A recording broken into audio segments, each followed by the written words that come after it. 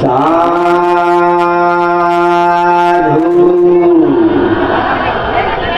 साधु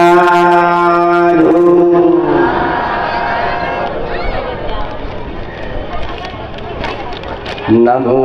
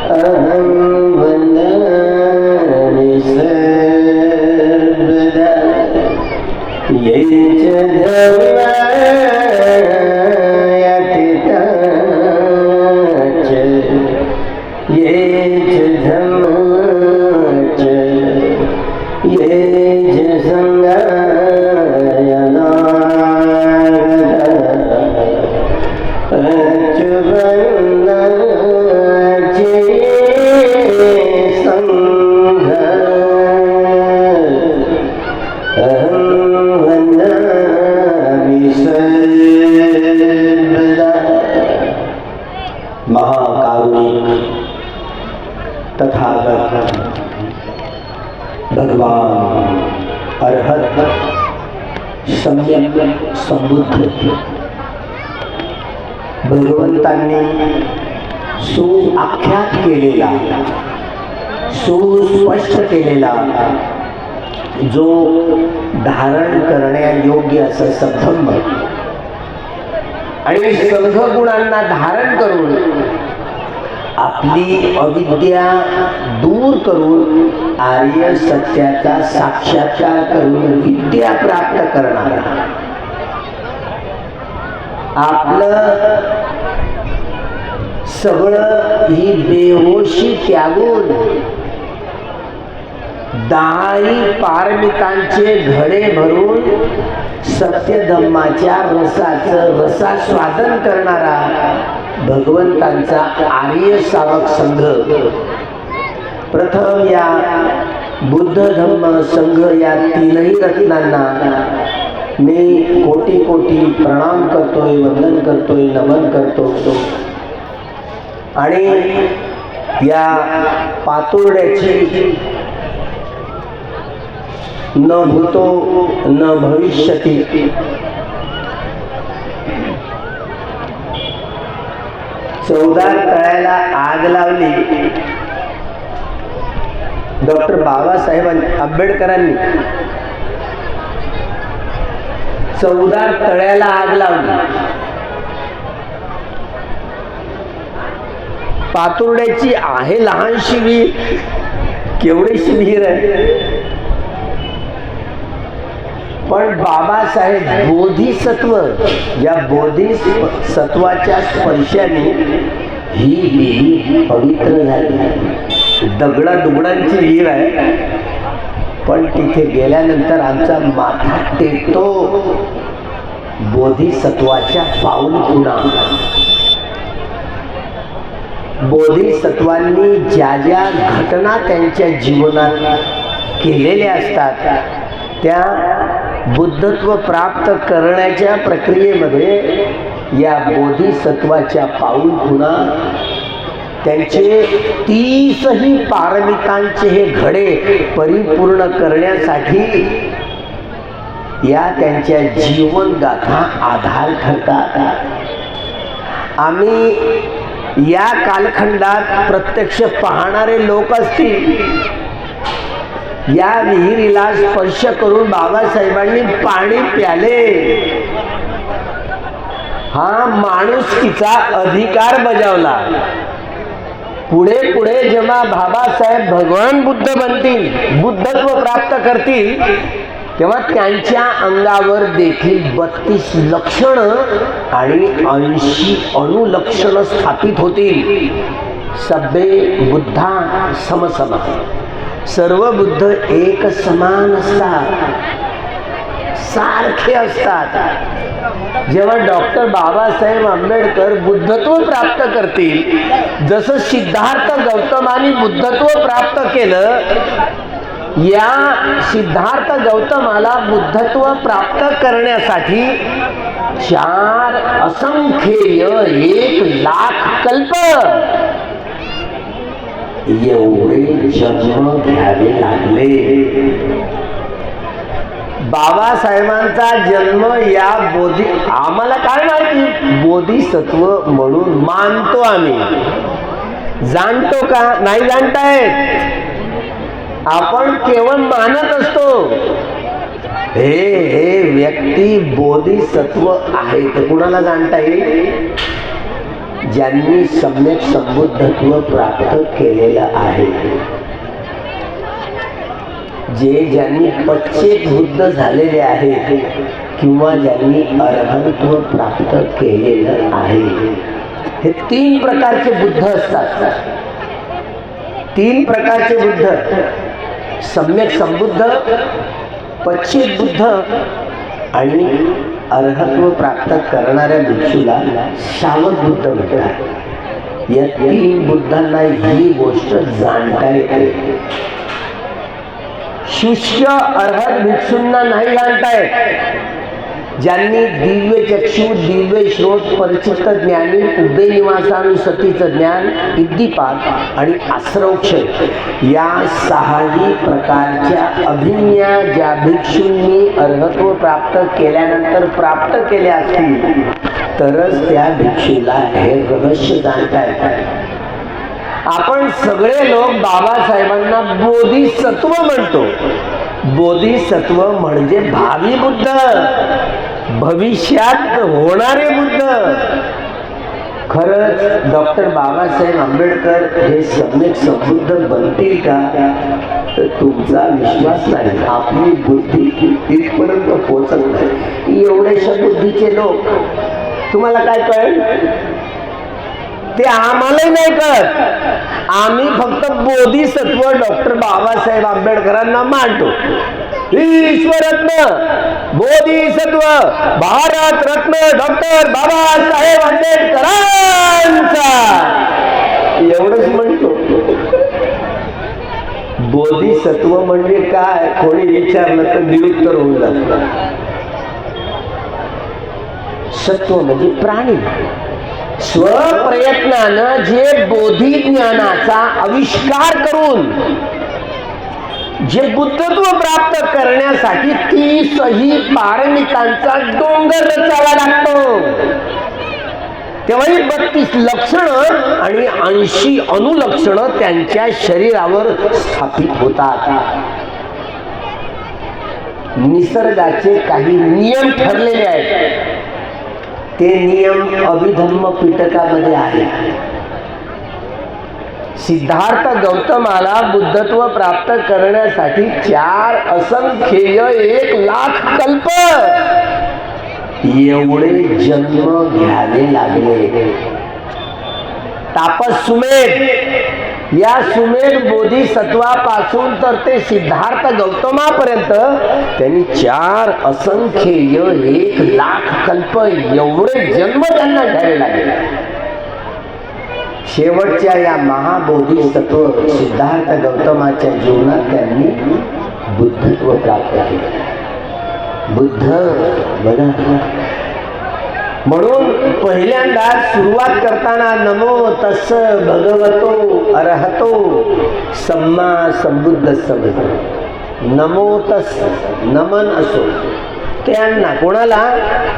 जे भगवान आहेत, अर्हत आहेत, सम्यक संबुद्ध आहेत. हा 3 शब्द आहेत. जे भगवान आहेत, अर्हत आहेत, सम्यक संबुद्ध आहेत, त्यांना माझं नमन असो, त्यांना माझं वंदन असो, त्यांना माझा नमस्कार असो. या गाथेचा अर्थ असा आहे. भगवतो भगवान, भगवान या शब्दाचं उच्चारण केलं तर आपल्या पायाची, तळपायाची आज मस्तकात जाते.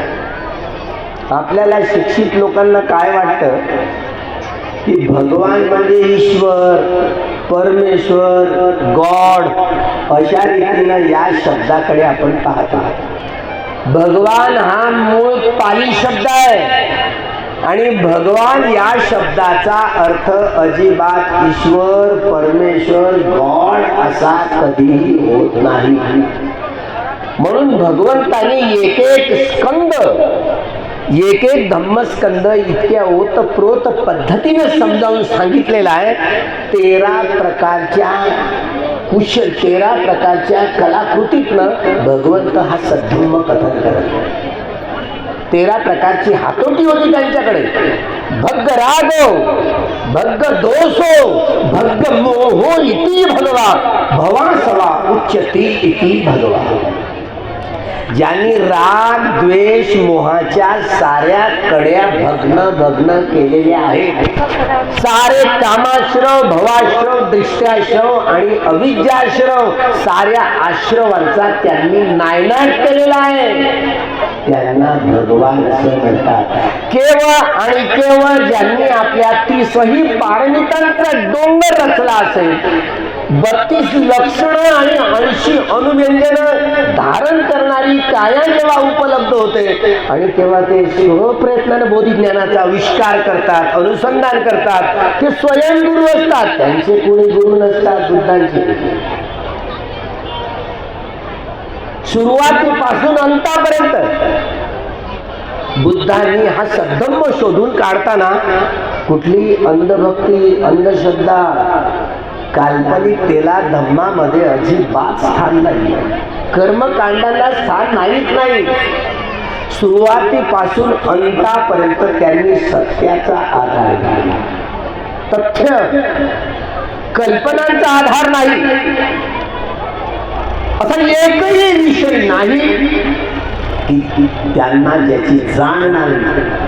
म्हणून त्यांना सब्बन्यू असं म्हटलं जातं. सर्वत्र जाणणारे भूतकाळ, वर्तमानकाळ आणि भविष्यकाळ या 3ही कालखंडांची परिपूर्ण जाणकारी प्राप्त करणारे असा एकही विषय नाही आहे की ज्या विषयाची जाणकारी नसेल.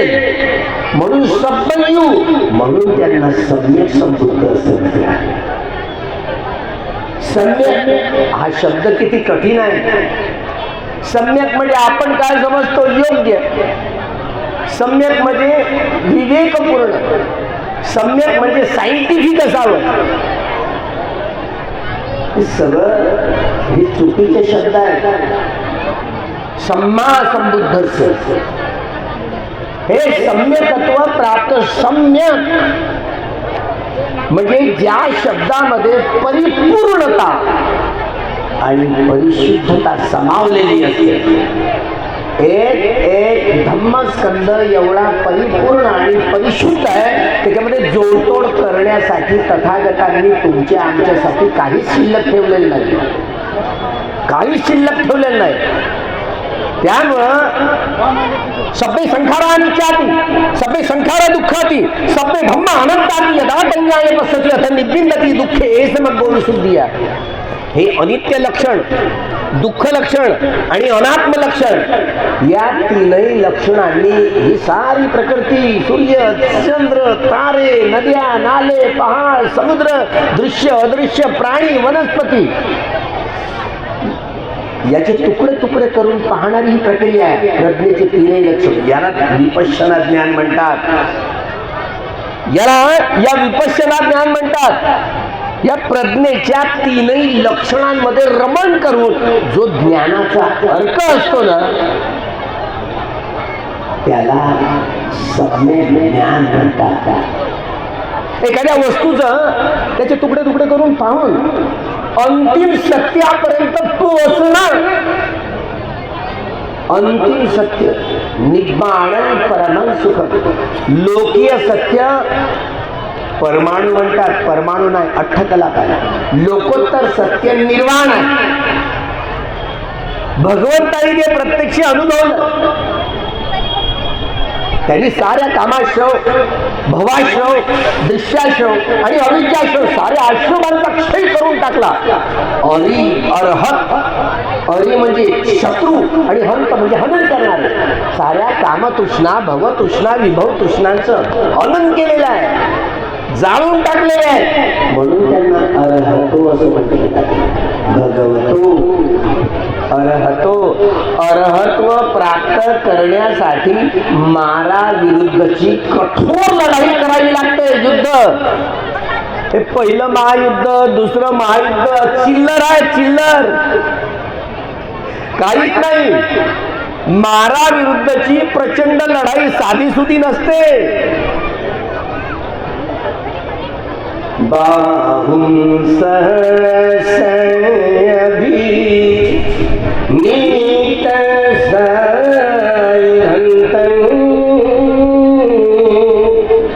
गिरिलेखलं उदित घोर ससेनमारं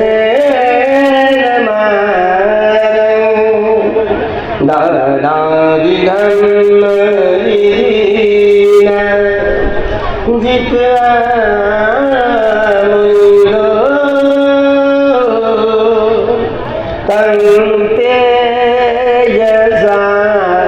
भवतु ते जय मंगलानि.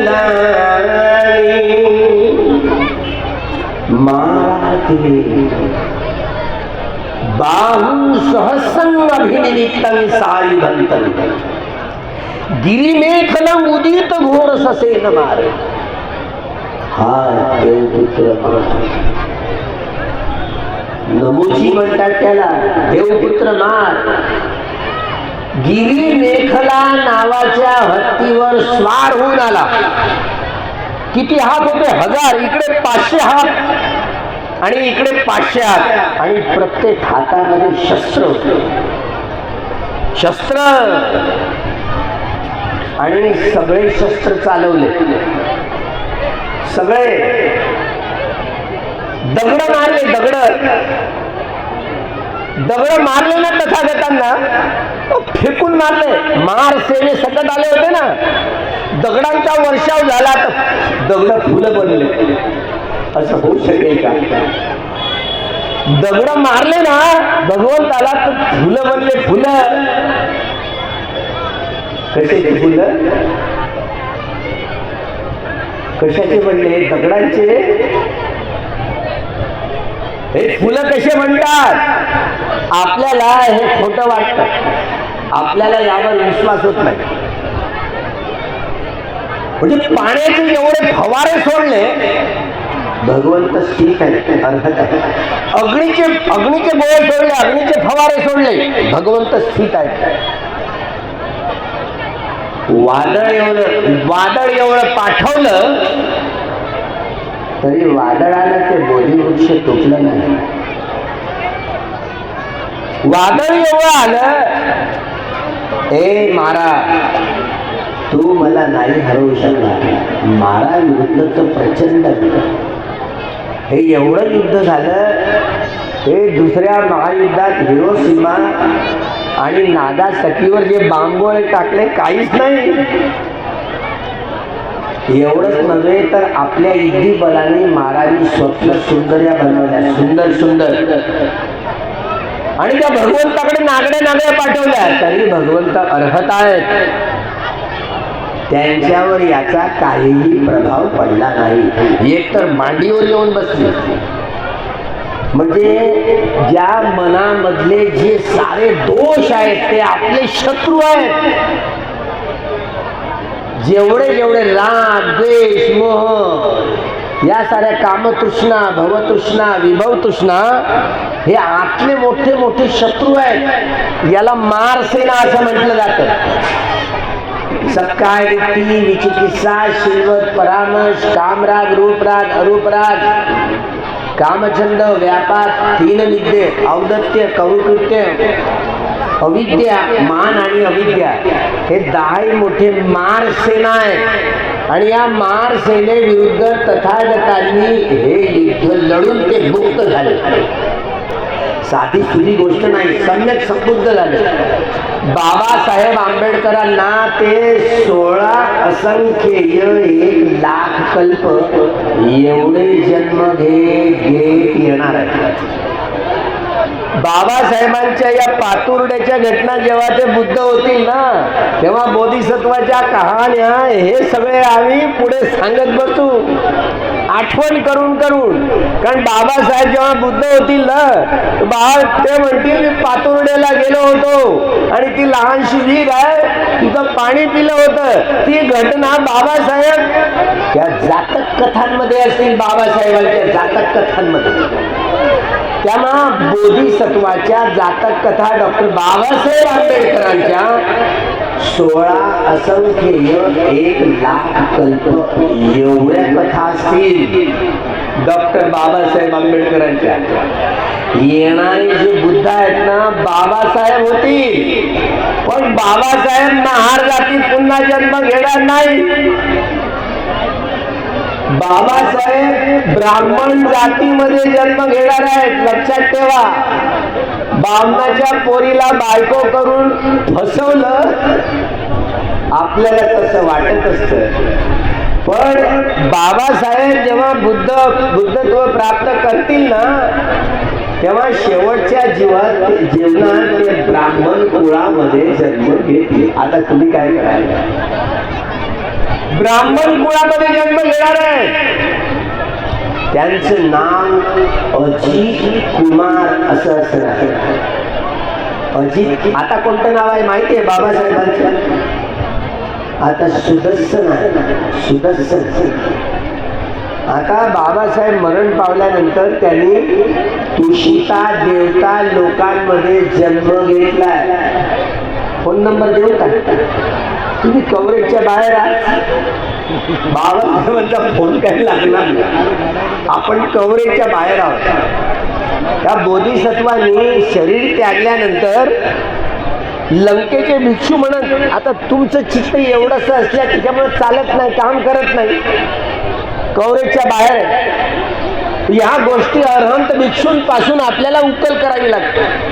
श्रीलंकेच्या भिक्षूंपासून मी वाचलं होतं, ऐकलं होतं की बाबासाहेबांचा मृत्यू झाल्यानंतर त्यांनी तुषिता देवता लोकांमध्ये जन्म ग्रहण केला. त्यांचं नाव आता सुदर्शन असं आहे. मी बांगलादेशामध्ये अर्हत्व प्राप्त करणारी छवी मला दिली ना, साधनानंद महास्तवी, त्यांनी मला ही छवी दिली हे दान स्वीकारण्यासाठी. त्यामुळं त्यांच्याकडून या प्रश्नाची उकल केली गेली. खरंच बाबासाहेब बोधिसत्व होते काय आपल्याला काय माहिती, आपण मानतो, जाणत नाही. अरहंत भिक्षूंकडून मी जाणून घेतलंय खरंच बाबासाहेब बोधिसत्व होते काय. भरते म्हणाले हो हो. माझा विश्वास बसला. मी किती उचलून आटून सांगेन तरी माझा मी सांगितलेलं कथन त्यावर विश्वास बसेल याची काय गॅरंटी आहे? हे काय मोदीची गॅरंटी थोडी, मोदीची गॅरंटी नाही. हे बुद्धत्व प्राप्त करणाऱ्या महापुरुषांबद्दल ज्यांनी अर्हत्व प्राप्त केलेल्या आहे, 6 प्रकारच्या अभिज्ञा प्राप्त केलेल्या आहेत, त्यांच्याकडून बाबासाहेबांच्या घटनांची उकल करतायत. ऐऱ्या गैऱ्या नक्की खैऱ्यांकडून नाही. बाबासाहेब आता तुषिता देवता लोकांमध्ये सुदर्शन त्यांचं नाव आहे. ते 16 असंख्येय 1,00,000 कल्प एवढ्या जीवनात जन्म घेत येतील. शेवटच्या जीवनात त्यांचं नाव अजित असेल. अजित. बोधगयेला ते बुद्धत्व प्राप्त करतील. बोधगयेला तेव्हा ज्या बोधी, आता जे बोधी वृक्ष आहे ना पिंपळाचं झाड, तिथे पिंपळाचं झाड नसेल, नागाबोधी वृक्ष असेल. नागाबोधी तो वृक्ष वाढेल आणि त्या नागाबोधी वृक्षाखाली डॉक्टर बाबासाहेब आंबेडकर बुद्धत्व प्राप्त करतील. आपल्याला नाही आयुष्य हे याच महाभद्र कल्पात बाबासाहेब जेव्हा जातक कथा निघतील ना, तर 16 असंख्य 1 लाख कल्प एवढ्या जातक असतील. हे साधं सोपं नाही समजणं, म्हणजे हे साधं सोपं गणित नाही आहे, खूप कठीण गणित आहे. त्याच्यासाठी 12 घाटचं पाणी पिऊन नाही होणार, सगळ्याच घाटावरचं पाणी प्यावं लागेल, तेव्हा ही समस्या सुटेल. सगळ्यात कठीण समस्या बुद्धत्व प्राप्त करणं, सगळ्यात कठीण समस्या. म्हणून डॉक्टर बाबासाहेब आंबेडकरांना सगळ्या लोकांच्या समस्या या बोधिसत्वाला कळतात. म्हणून बोधिसत्वानी डॉक्टर बाबासाहेब आंबेडकरांनी हे मोठं महान जे बुद्धांचं तत्व राज्य घटनेमध्ये समाविष्ट केलं. तुम्ही आम्ही 390 प्रकारच्या स्वभावाची लोक, रागमूलक, द्वेषमूलक, मोहमूलक, बुद्धिमूलक, भयमूलक, वितर्कमूलक स्वभावाची लोक. आपलं मन आपल्याला नाही मानत, इकडं तिकडं भटकणारं असतं.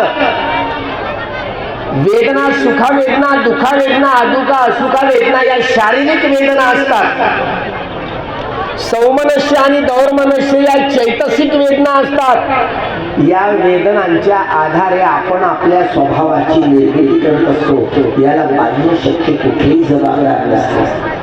त्यामुळे 395 कलमांमध्ये डॉक्टर बाबासाहेब आंबेडकरांनी एक घटना लिहिण्याचे हे कारण आहे. आपण जेव्हा मिनिट्स बुक मध्ये मुळात गेलो तर हे रहस्य कळलं. हे केवळ डॉक्टर बाबासाहेब आंबेडकरांनाच कळलं, दुसऱ्या जगातल्या कुठल्याच व्यक्तींना नाही कळलं. हे महाकुशल चित्त असतं बोधिसत्वाचं, महाकुशल चित्त. जगातल्या कुठल्याच राज्यशास्त्रज्ञांना नाही कळलं या मानवी समाजाचं कल्याण कशामुळे होणार.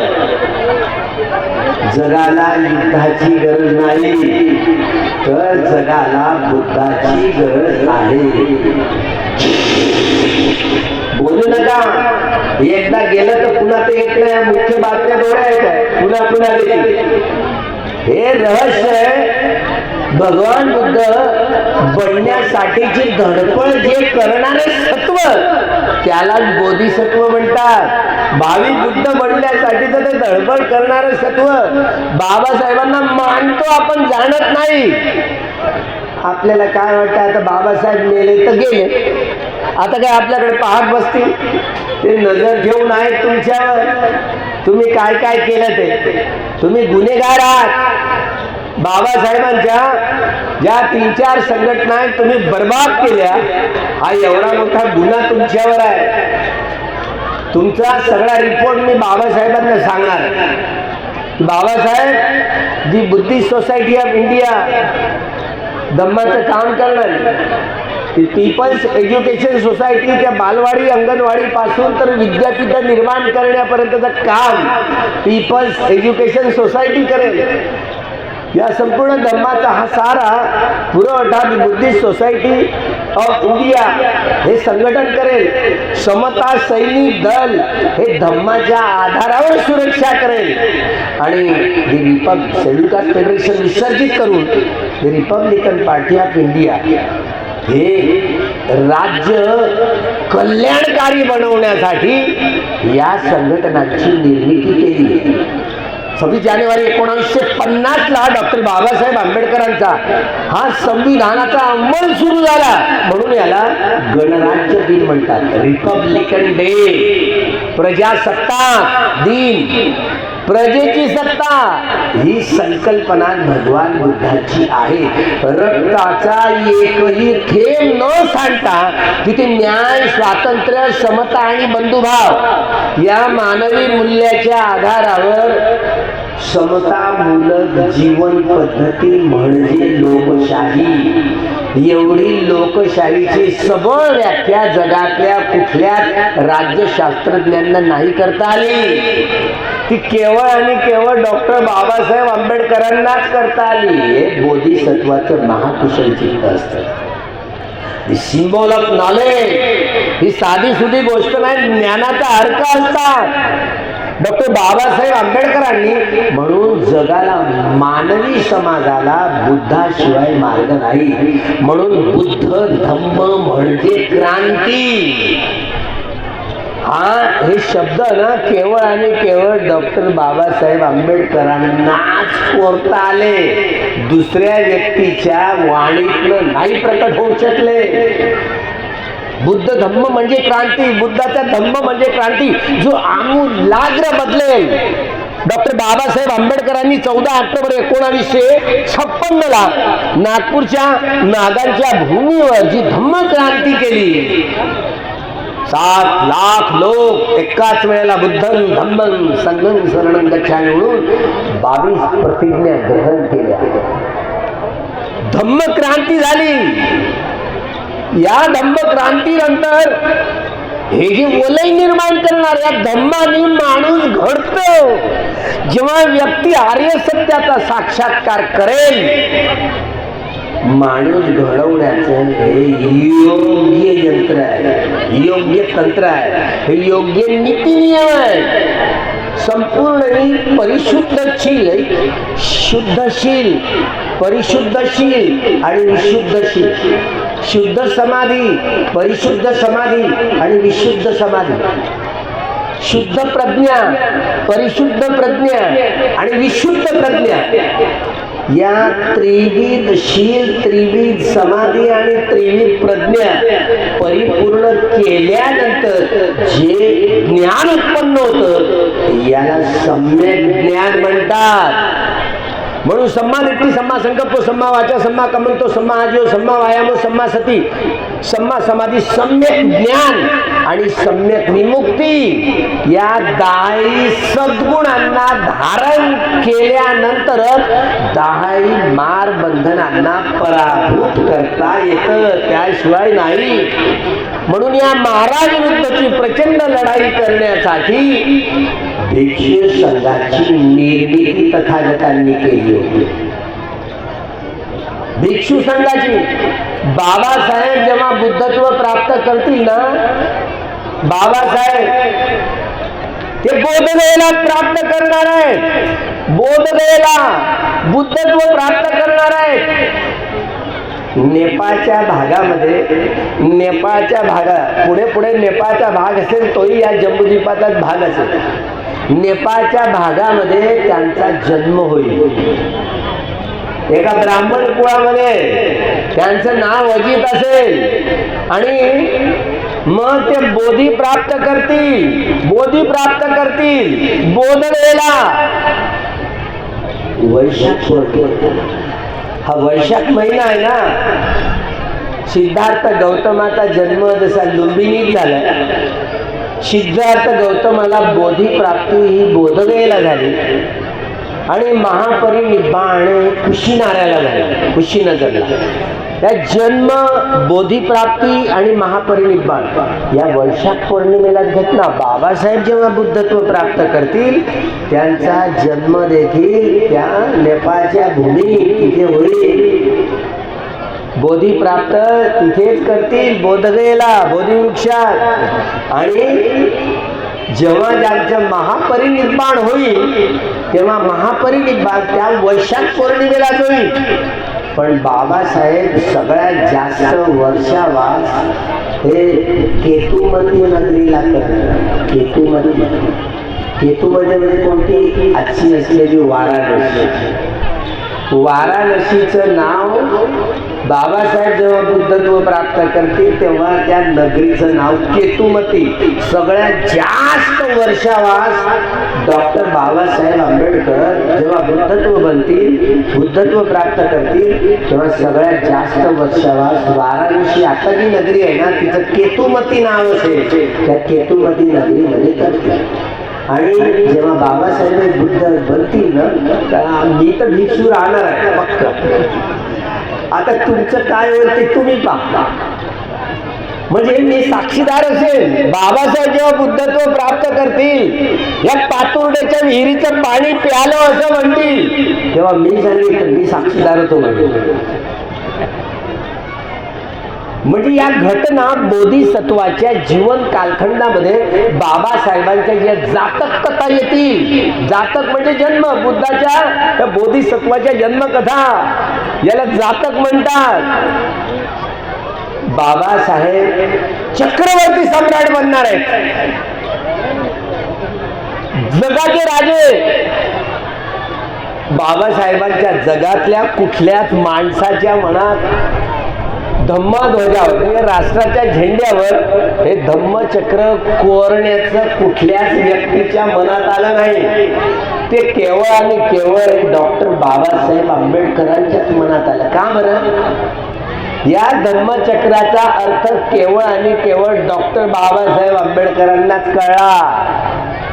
हे तू बच्चे, आरंभण बच्चे, अधिपती बच्चे, अनंतर बच्चे, समनंतर बच्चे, सहजात बच्चे, अन्य अन्य बच्चे, निश्चय बच्चे, उपनिश्चय बच्चे, पुरे जात बच्चे, पच्चयात बच्चे, आसेवन बच्चे, कम्म बच्चे, विपाक बच्चे, आहार बच्चे, इंद्रिय बच्चे, ध्यान बच्चे, मग्ग बच्चे, संपयुक्त बच्चे, विपयुक्त बच्चे, अस्थि बच्चे, नथी बच्चे, विगत बच्चे, अविगत बच्चे. या देशातल्या नागरिकांना कधी ना कधी चाहूल लागेल की डॉक्टर बाबासाहेब आंबेडकरांनी हे ह्या तिरंग्या झेंड्यावर हा निळ्या रंगाचे हे आरे का बरं फिट केले असतील.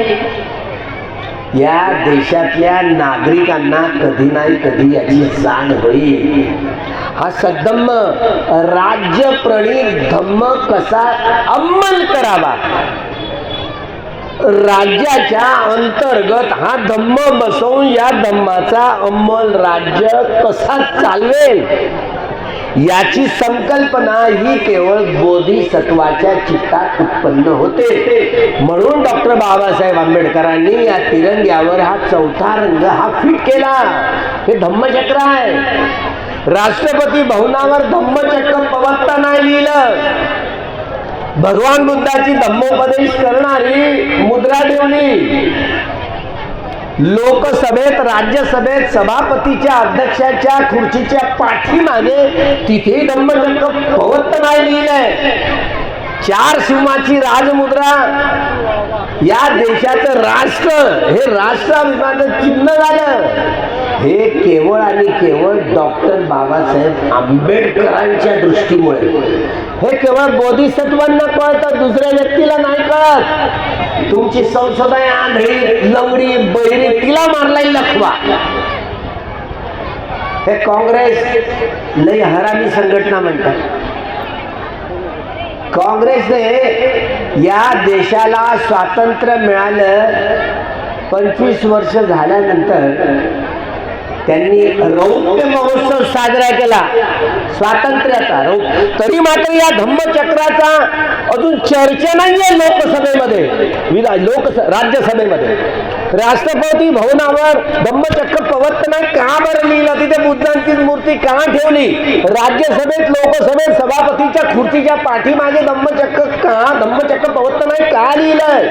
4 सिंहाची राजमुद्रा आहे का या देशाला दिली? लोकसभेत, राज्यसभेत अजून चर्चाच नाहीये. कोण जाईल, कोण सांगेल? रिपब्लिकन पार्टी ऑफ इंडिया 100% निकाल लागला होता. बाळासाहेब आंबेडकर, रामदास आठवले, योगेंद्र कवाडे आणि रासू गवई चौघे निवडून गेले होते. तरी मी बोललो होतो तुम्ही हा प्रश्न चर्चेला तर घाला, आमच्या बोधगयेचा प्रश्न तर चर्चेला घाला. कोणीच नाही घातला. आता काय करू, आपल्याच दात ना आपले जोड. मी बोंबा ठोकायचो, तुम्ही 4 असले तरी काफी आहात. 100% निकाल लागलाय.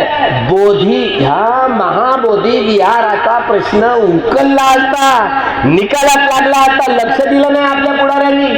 हे मला आता जाणीवपूर्वक बोलावं लागतं. काय करू, जाणीवपूर्वक बोलावं लागतं. म्हणून तुमची तक्रार बाबासाहेबांना करणार आहे एका आरंभिक शुल्क. आता आपलं टावर नाही आहे प्रत्यक्ष बोलायचं बाबासाहेबांशी. म्हणजे तुम्ही बाबासाहेबांच्या सगळ्या घटना बर्बाद करून, सगळ्या संघटना बर्बाद करून टाकला. एवढं मोठं दोषारोपण करतोय तुमच्यावर. टीका म्हणून नाही, जे इतिहास विसरतात, इतिहासाची काय निर्मिती करणार आहेत? बाबासाहेबांना ही 26 जानेवारी 1950 ला या देशात ही राजकीय लोकशाहीचा अंमल सुरू झाला. एक व्यक्ती, एक मत, एक मूल्य. ती झुकी झोपडीतली व्यक्ती असो की जंगला पहाडातला आदिवासी असो, एक व्यक्ती, एक मत, एक मूल्य. राजकीय समतेचं युग सुरू झालं. राजकीय लोकशाहीचा आता राणीच्या पोटातनं राजा नाही म्हणणार, मतपेटीतनं राजा निवडला जाईल. हे केवळ बाबासाहेबांना समजलं. लोकांना मताच्या अधिकारासाठी रक्त सांडवावं लागलं, पण रक्ताचा एकही न थेंब सांडू देता डॉक्टर बाबासाहेब आंबेडकरांनी गांधींशी झगडा करून या देशातल्या नागरिकांना हे न लढता तुम्हाला नागरिकत्वाचा अधिकार मिळाला. बाबासाहेबांच्या या पुतळ्यावर तुम्ही आपले चराचर सगळ्या नागरिकांनी मुंडके कापून टाकले ना, तरी बाबासाहेबांच्या ऋणातून तुम्हाला मुक्त होता येणार नाही.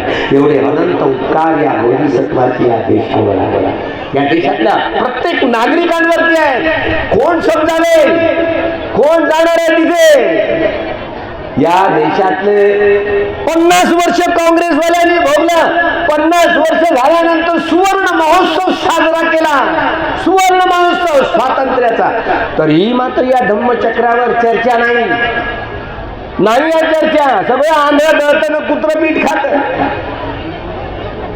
आता तरी या शेंडीवाल्या सरकारने, जानववाल्या सरकारने, नरेंद्र मोदी भाईंनी 75वा अमृत महोत्सव साजरा केला. मनुस्मृतीच्या नियमानुसार आमच्या त्या मणिपूरच्या माता भगिनींना नागडं करून रस्त्यावर झीड काढली, मारलं. कुठे जगात जगत आहोत की नाही, माणसं आहोत की नाही असं वाटायला लागतं. एक शब्द राष्ट्रपती बोलली नाही आदिवासी आमची माय, एक शब्द बोलली नाही त्याच्यावर. राष्ट्रपतीला हा देश मेलाय की काय? या देशात संसद मेली की काय? तू तुमच्या जिंदगीवर राज्य चालवणाऱ्यांनो असं बोलणं भाग पडतंय. काँग्रेसवाले हरामखोर आहे 147 खासदारांना निलंबित करून या देशातल्या सरकारांनी निवडणूक आयोगाचे हातात घेऊन घटनेच्या 101 प्रमाणे या देशातल्या सार्वत्रिक निवडणुका या बॅलेट पेपरवरच चालाव्या असा नियम आहे. पण जाणीवपूर्वक ईव्हीएम लादून या देशातल्या शेंडीवाल्या जानववाल्या सरकारने निवडणूक आयोगाची निवड कशी करावी सुप्रीम कोर्टाला बांधीत घातलं. सुप्रीम कोर्टाने ठरवलेल्याप्रमाणे सुप्रीम कोर्ट या देशातला प्राईम मिनिस्टर आणि विपक्षी नेता मिळून निवडणूक आयोगाची निवड करेल. हा नियम बदलून काँग्रेसच्या 147 खासदारांना निलंबित, बेकायदेशीर निलंबित केलंय. तरी काँग्रेसवाले त्यांनी ढुंगात शेपटी घातली, रस्त्यावर नाही उतरले. रस्त्यावर नाही उतरले, तू काय करणार? तुम्हाला संरक्षण तरी कळतं का? काहीच नाही बोलले. आणि राज्यसभेत, लोकसभेत त्यांनी बहुमताने निवडणूक आयोगाची निवड कशी करावी, प्राईम मिनिस्टर, विपक्षी आणि त्यांच्यात मंत्रिमंडळातला जो कॅबिनेट मंत्री असेल अशा रीतीनं विपक्षच नाही आता. त्यामुळं बहुमताने हा निवडणूक आयोगाला जाणीवपूर्वक निवडणूक आयोगाची निवड ही आपल्या हातात घेऊन ही कमीत कमी बिल पारित करून राज्यसभेत, लोकसभेत निवडणूक लादली ईव्हीएम ठेवून. सुप्रीम कोर्ट काही सायंटिस्ट नाहीये, निवडणूक आयोग काही सायंटिस्ट नाहीये. जगातले सारे, मी जपानला जाऊन आलो, पाहून आलो. ही निवडणुकीची समजून नाही, ज्याला ईव्हीएम म्हणता नाही. EVM is a fake, is a totally fake machine असं म्हणतात. अरे जापानचे लोक जे निर्माण करणारे ते फेक मशीन म्हणतात. जगातली कुठलंही यंत्र असेल ते हॅक होतात, हॅक. निवडणूक आयोगाला कोणी काय सांगितलं का इकडे तिकडे पेट्या घेऊन 100% आहे हा कोणाला नाही म्हणून लोकांना सह्या घेतल्या कशाला बाबा? कोणी सांगितलं होतं काय तुम्हाला?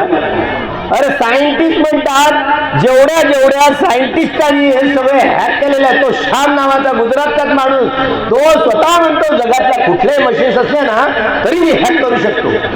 हे बघा सायंटिस्टांना माहिती आहे. सुप्रीम कोर्टाला नाही याचा दावा नाही देतात. त्यामुळं 3-3दा कितीतरी वेळ केसेस गेल्या सुप्रीम कोर्टात आणि शेवटी सुप्रीम कोर्टाने डिसिजन दिला. शेवट एक अपेक्षा होती, माननीय चंद्रचूडांकडून अपेक्षा होती. त्यांच्या टेबल ते सुट्टीवर गेले म्हणे. त्यांना गोळ्या घालून मारलं असतं, मेले असते ना तर बरं झालं. पण सुट्टीवर त्यांना जायला नको होतं. ही लढाई त्या टेबलवर राहायला हवं होतं.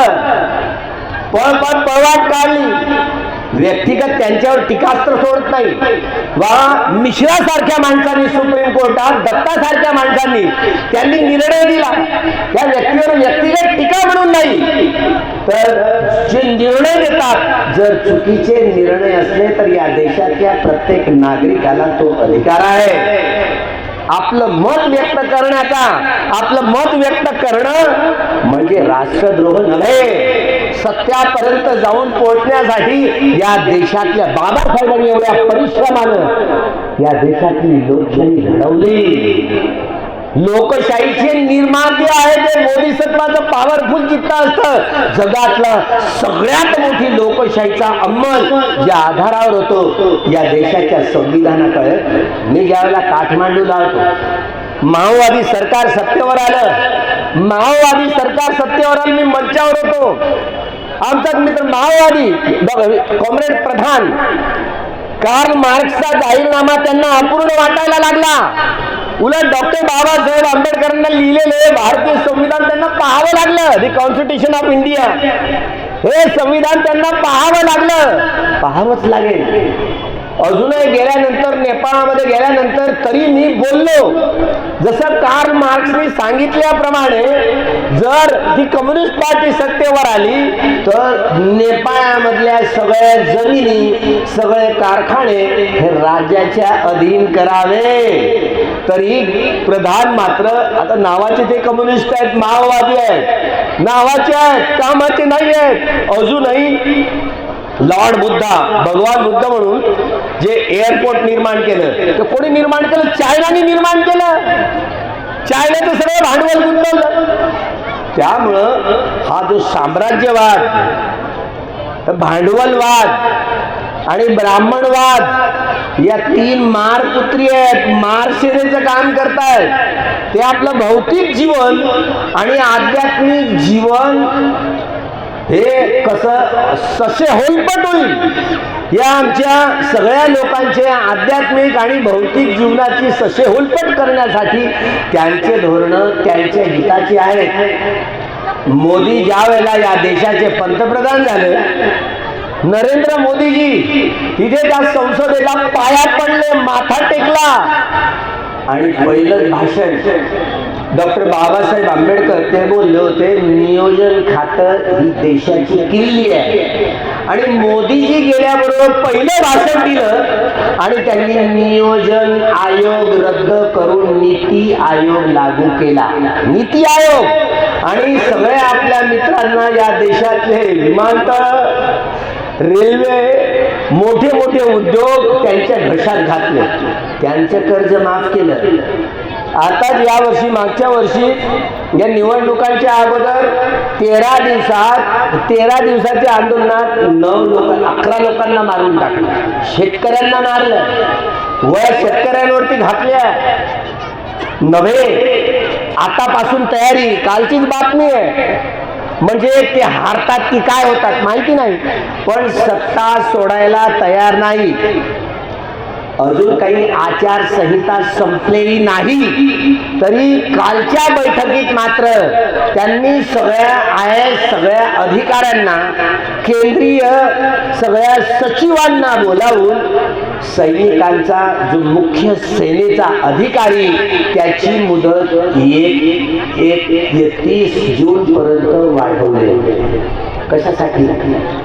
हे अधिकार प्राईम मिनिस्टरला नसतात. या अंतरिम पिरियड मध्ये हे निवडणूक आयोग मालक असतो. सर्वे सर्वा सेशन सारखं असतात तर निगराणी म्हणजे योग्यपणे निवडणुका निरपेक्ष पद्धतीनं निवडणुका लागल्या असत्या. पण हे नुसतं कितीही बोंबा ठोकल्या, काय काय भाषणांची मालिका झाली, हिंदू मुस्लिम वाद चालवला गेला, काय तरी मात्र मोदींवर काहीच झालं नाही. त्यामुळे निवडणूक आयोग पार्शालिटी करतोय असं सगळ्या लोकांना वाटत आहे. म्हणजे आजपर्यंत जो डाटा दिला सुप्रीम कोर्टाने, तुम्ही डाटा का बरं देत नाही? होता डाटा त्यांच्याकडे, तरी मात्र आता रिझल्ट आता दुसऱ्या दिवशी दिला की नाही. पण हे पर्सेंटेज वाढले कसे? हे पर्सेंटेज आपोआप वाढले कसे? त्यांची कारण मीमांसा देणार नाही. काय देतील? काही जे दुसरीकडे राहणारे ज्या केंद्रावर असलेले लोक, ते त्यांनी मत टाकलेलं आहे आणि त्यांनी मताधिकार बजावलेला आहे. त्यामुळं तसे हे अतिरिक्त मतदान आहे असं घोषित करतील. नाही, हे एवढे 7 टप्पे करण्याची गरज नाही. ते हिंडिंग प्रिंटिंग काही दिवसात गायब होऊन जाते. तिथे जे शील लागले नाही ना, आता शील लागलं, आता ते शील लागलं. पर्सेंटेज वाढल्यानंतर शील लागते का? पर्सेंटेज पहिल्यांदा मोजमाप केल्याशिवाय शील लागेल की नाही? तर एवढे मत झालेत. या फरकामध्ये त्यांना कारण देता येणार नाही. ही अतिरिक्त मतं आली कुठनं? 5% 1 लाख, जवळपास 1,10,00,000पर्यंतचा आकडा आहे. 1,10,00,000पर्यंतची ही मतं वाढलीच कशी? कुणी वाढवली? कशी वाढली? याचं कारण देताना फजिती होणार आहे. बघा, आतापासून म्हणून कालच नरेंद्र मोदी हे हातातली सत्ता सोडण्यास तयार नाही. त्या संसदेला आता मिलिटरी आता वेढा दिलेला आहे. का आजच दिला वेढा? तुम्हाला माहिती नसेल, माहिती करून घ्या. आजच वेढा दिला आणि त्याची नियुक्ती करण्याचा अधिकार कोणाला पोहोचतो? प्राईम मिनिस्टरला नाही, तो निवडणूक आयोगाला पोहोचतो. हे कार्यकारी केवळ मंडळ पण त्यांच्याकडून काम करून घेतात निवडणूक आयोगाला. हे खरं आहे की निवडणूक आयोगाला झेड प्रोटेक्शन देता येतं नाही असं नाही.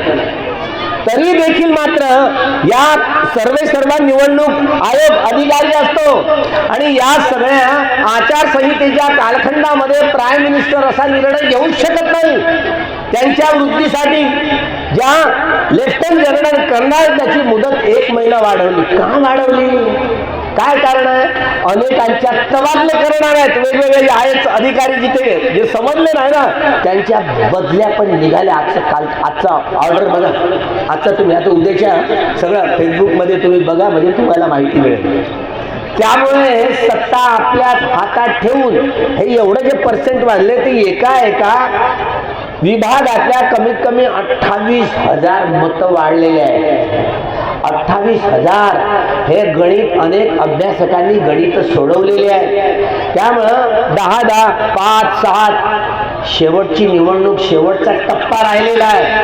लोकशाहीचा खून होतोय, खून. आणि अशा वेळेस चंद्रचूडजी पहा, अजूनही वेळ गेलेली नाही आहे.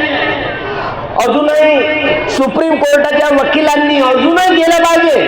कारण सुप्रीम कोर्ट असे नियम आहेत, जरी ते सुट्टीवर गेले असतील तरी सुप्रीम कोर्टाचे वकील सुट्टीवर नसतात. अजूनही ऑनलाईन त्यांना निर्णय देता येतो. जे मिश्रा असो आणि दत्ता असो यांच्या बेंचवरून हे कशाला पुन्हा डबल तुम्ही हे करताय असं म्हणून रिजेक्ट केला गेला.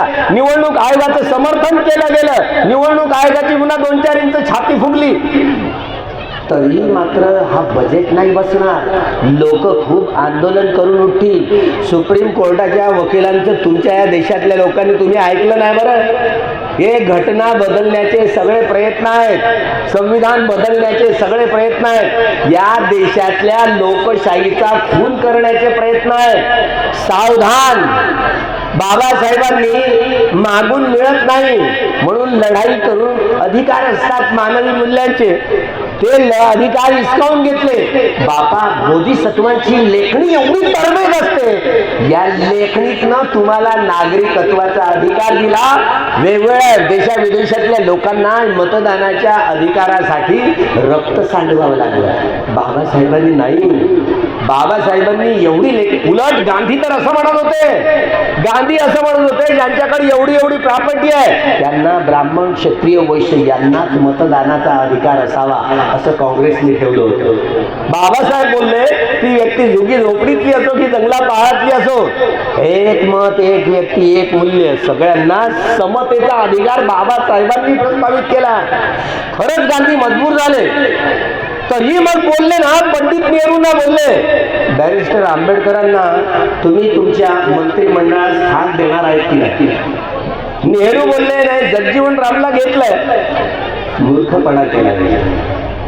बाबला स्वतः गांधी बोलले बॅरिस्टर आंबेडकरांसारखा हुशार माणूस नाहीये जगात. हे गांधी स्वतः मजबूर झाले. मजबुरी का नाम महात्मा गांधी म्हणतात ना. गांधी स्वतः मजबूर झाले. मसुदा समितीचं अध्यक्ष बघ नाव कोणी सुचवलं? गांधींनी सुचवलं.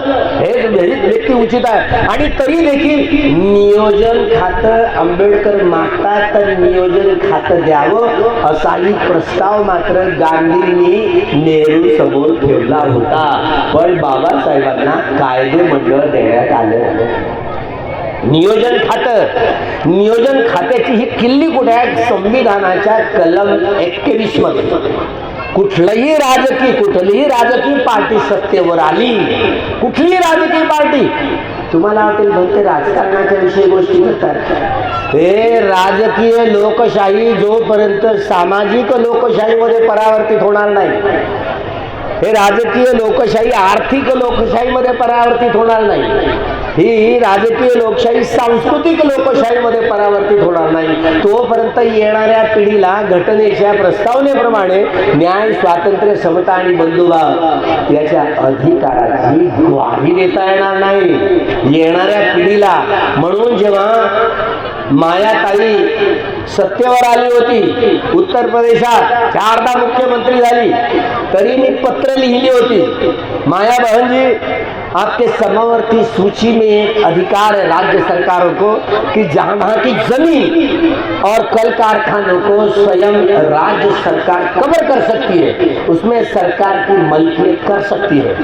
तिने जर ठरवलं असतं तर कोणी काय बिघडलं असतं तर सुप्रीम कोर्टात गेले असते. पण मूळ प्रियंबल आहे ना, त्याला धक्का बसतो का? तर नाही.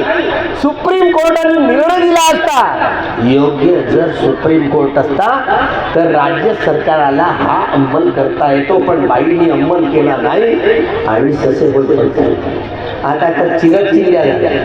तुम्ही सगळे लोक, बाबासाहेबांचे अनुयायी म्हणणारे लोक, रिपब्लिकन पार्टी ऑफ इंडिया अशी या संघटनेच्या एवढी घटनेसारखी राज्य घटना पक्ष कसा चालवावा याची जी सदर जो नमुना आहे ना, केवळ RPIचा. सगळ्यांनी, काँग्रेसवाल्यांनी देखील बाबासाहेबांची एवढीशी पुस्तिका आहे रिपब्लिकन पार्टी ऑफ इंडिया. हे बामणांनी पहिल्यांदा पाहिली. बामणं चालतात पण तुम्ही चालत नाही. रिपब्लिकन पार्टी ऑफ इंडिया या घटनेनुसार ना कांशीराम चालले, ना मायावती चालत, ना रामदासजी चालत आहेत, ना बाळासाहेब आंबेडकर चालत आहेत, कोणी चालत नाहीये, ना गवई चालत आहे, ना जोगेंद्र खवाडे चालत आहे. कुणी अंमल करत नाही. रिपब्लिकन पार्टी ऑफ इंडिया या घटनेनुसार तुमची पक्ष संघटना चालायला हवी. मी आग्रहपूर्वक हे प्रतिपादन करतो, कुणी चालायला तयार नाही. कॅड बेस ऑर्गनायझेशन, कार्यकर्ता धिष्ठित संघटना निर्माण करणं, हा उद्देश स्फूर्ती या रिपब्लिकन पार्टी ऑफ इंडियाचा हेतू आहे. तुम्ही येणारी पिढी जरा सजग, सावध म्हणून बाबासाहेबांच्या या 4ही संघटनांचं पुनरुत्थान करावं. रिपब्लिकनचं एकाच बोर्डावर 4ही नावं असू द्या, काय बिघडलं? The Buddhist Society of India, People's Education Society, Samata Sainik Dal आणि RPI, Republican Party of India, या बाबासाहेबांच्या संघटना कुणाच्या बाची खेती नाही आहे. या 4ही संघटनेमध्ये मुळापासून, जन्मापासून तर मरेपर्यंत तुम्ही सदस्यत्व स्वीकारलं पाहिजे असं बाबासाहेबांचे धारणा.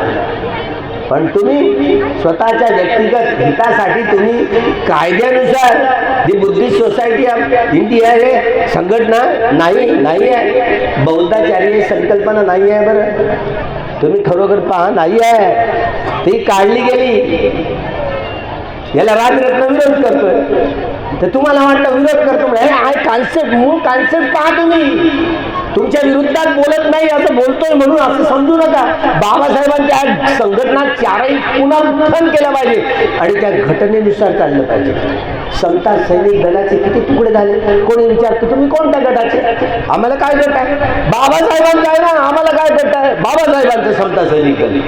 त्यामुळं पुढे कालोघात हे प्रश्न खूप येणारे आहेत आणि या प्रश्नांना उत्तर देण्यासाठी येणारी पिढी आपल्याला विचारणार आहे. आपल्याला बाबा आई म्हणते लोकांना तुम्ही काय केलं याच्यासाठी, ही राजकीय लोकशाही सामाजिक लोकशाहीमध्ये कशी परावर्तित करायची, ही राजकीय लोकशाही आर्थिक लोकशाहीमध्ये कशी परावर्तित करायची, ही राजकीय लोकशाही सांस्कृतिक लोकशाहीमध्ये कशी परावर्तित करण्यासाठी म्हणून राष्ट्रपती भवनावर धम्मचक्र पवत्तन आहे डॉक्टर बाबासाहेब आंबेडकरांनी.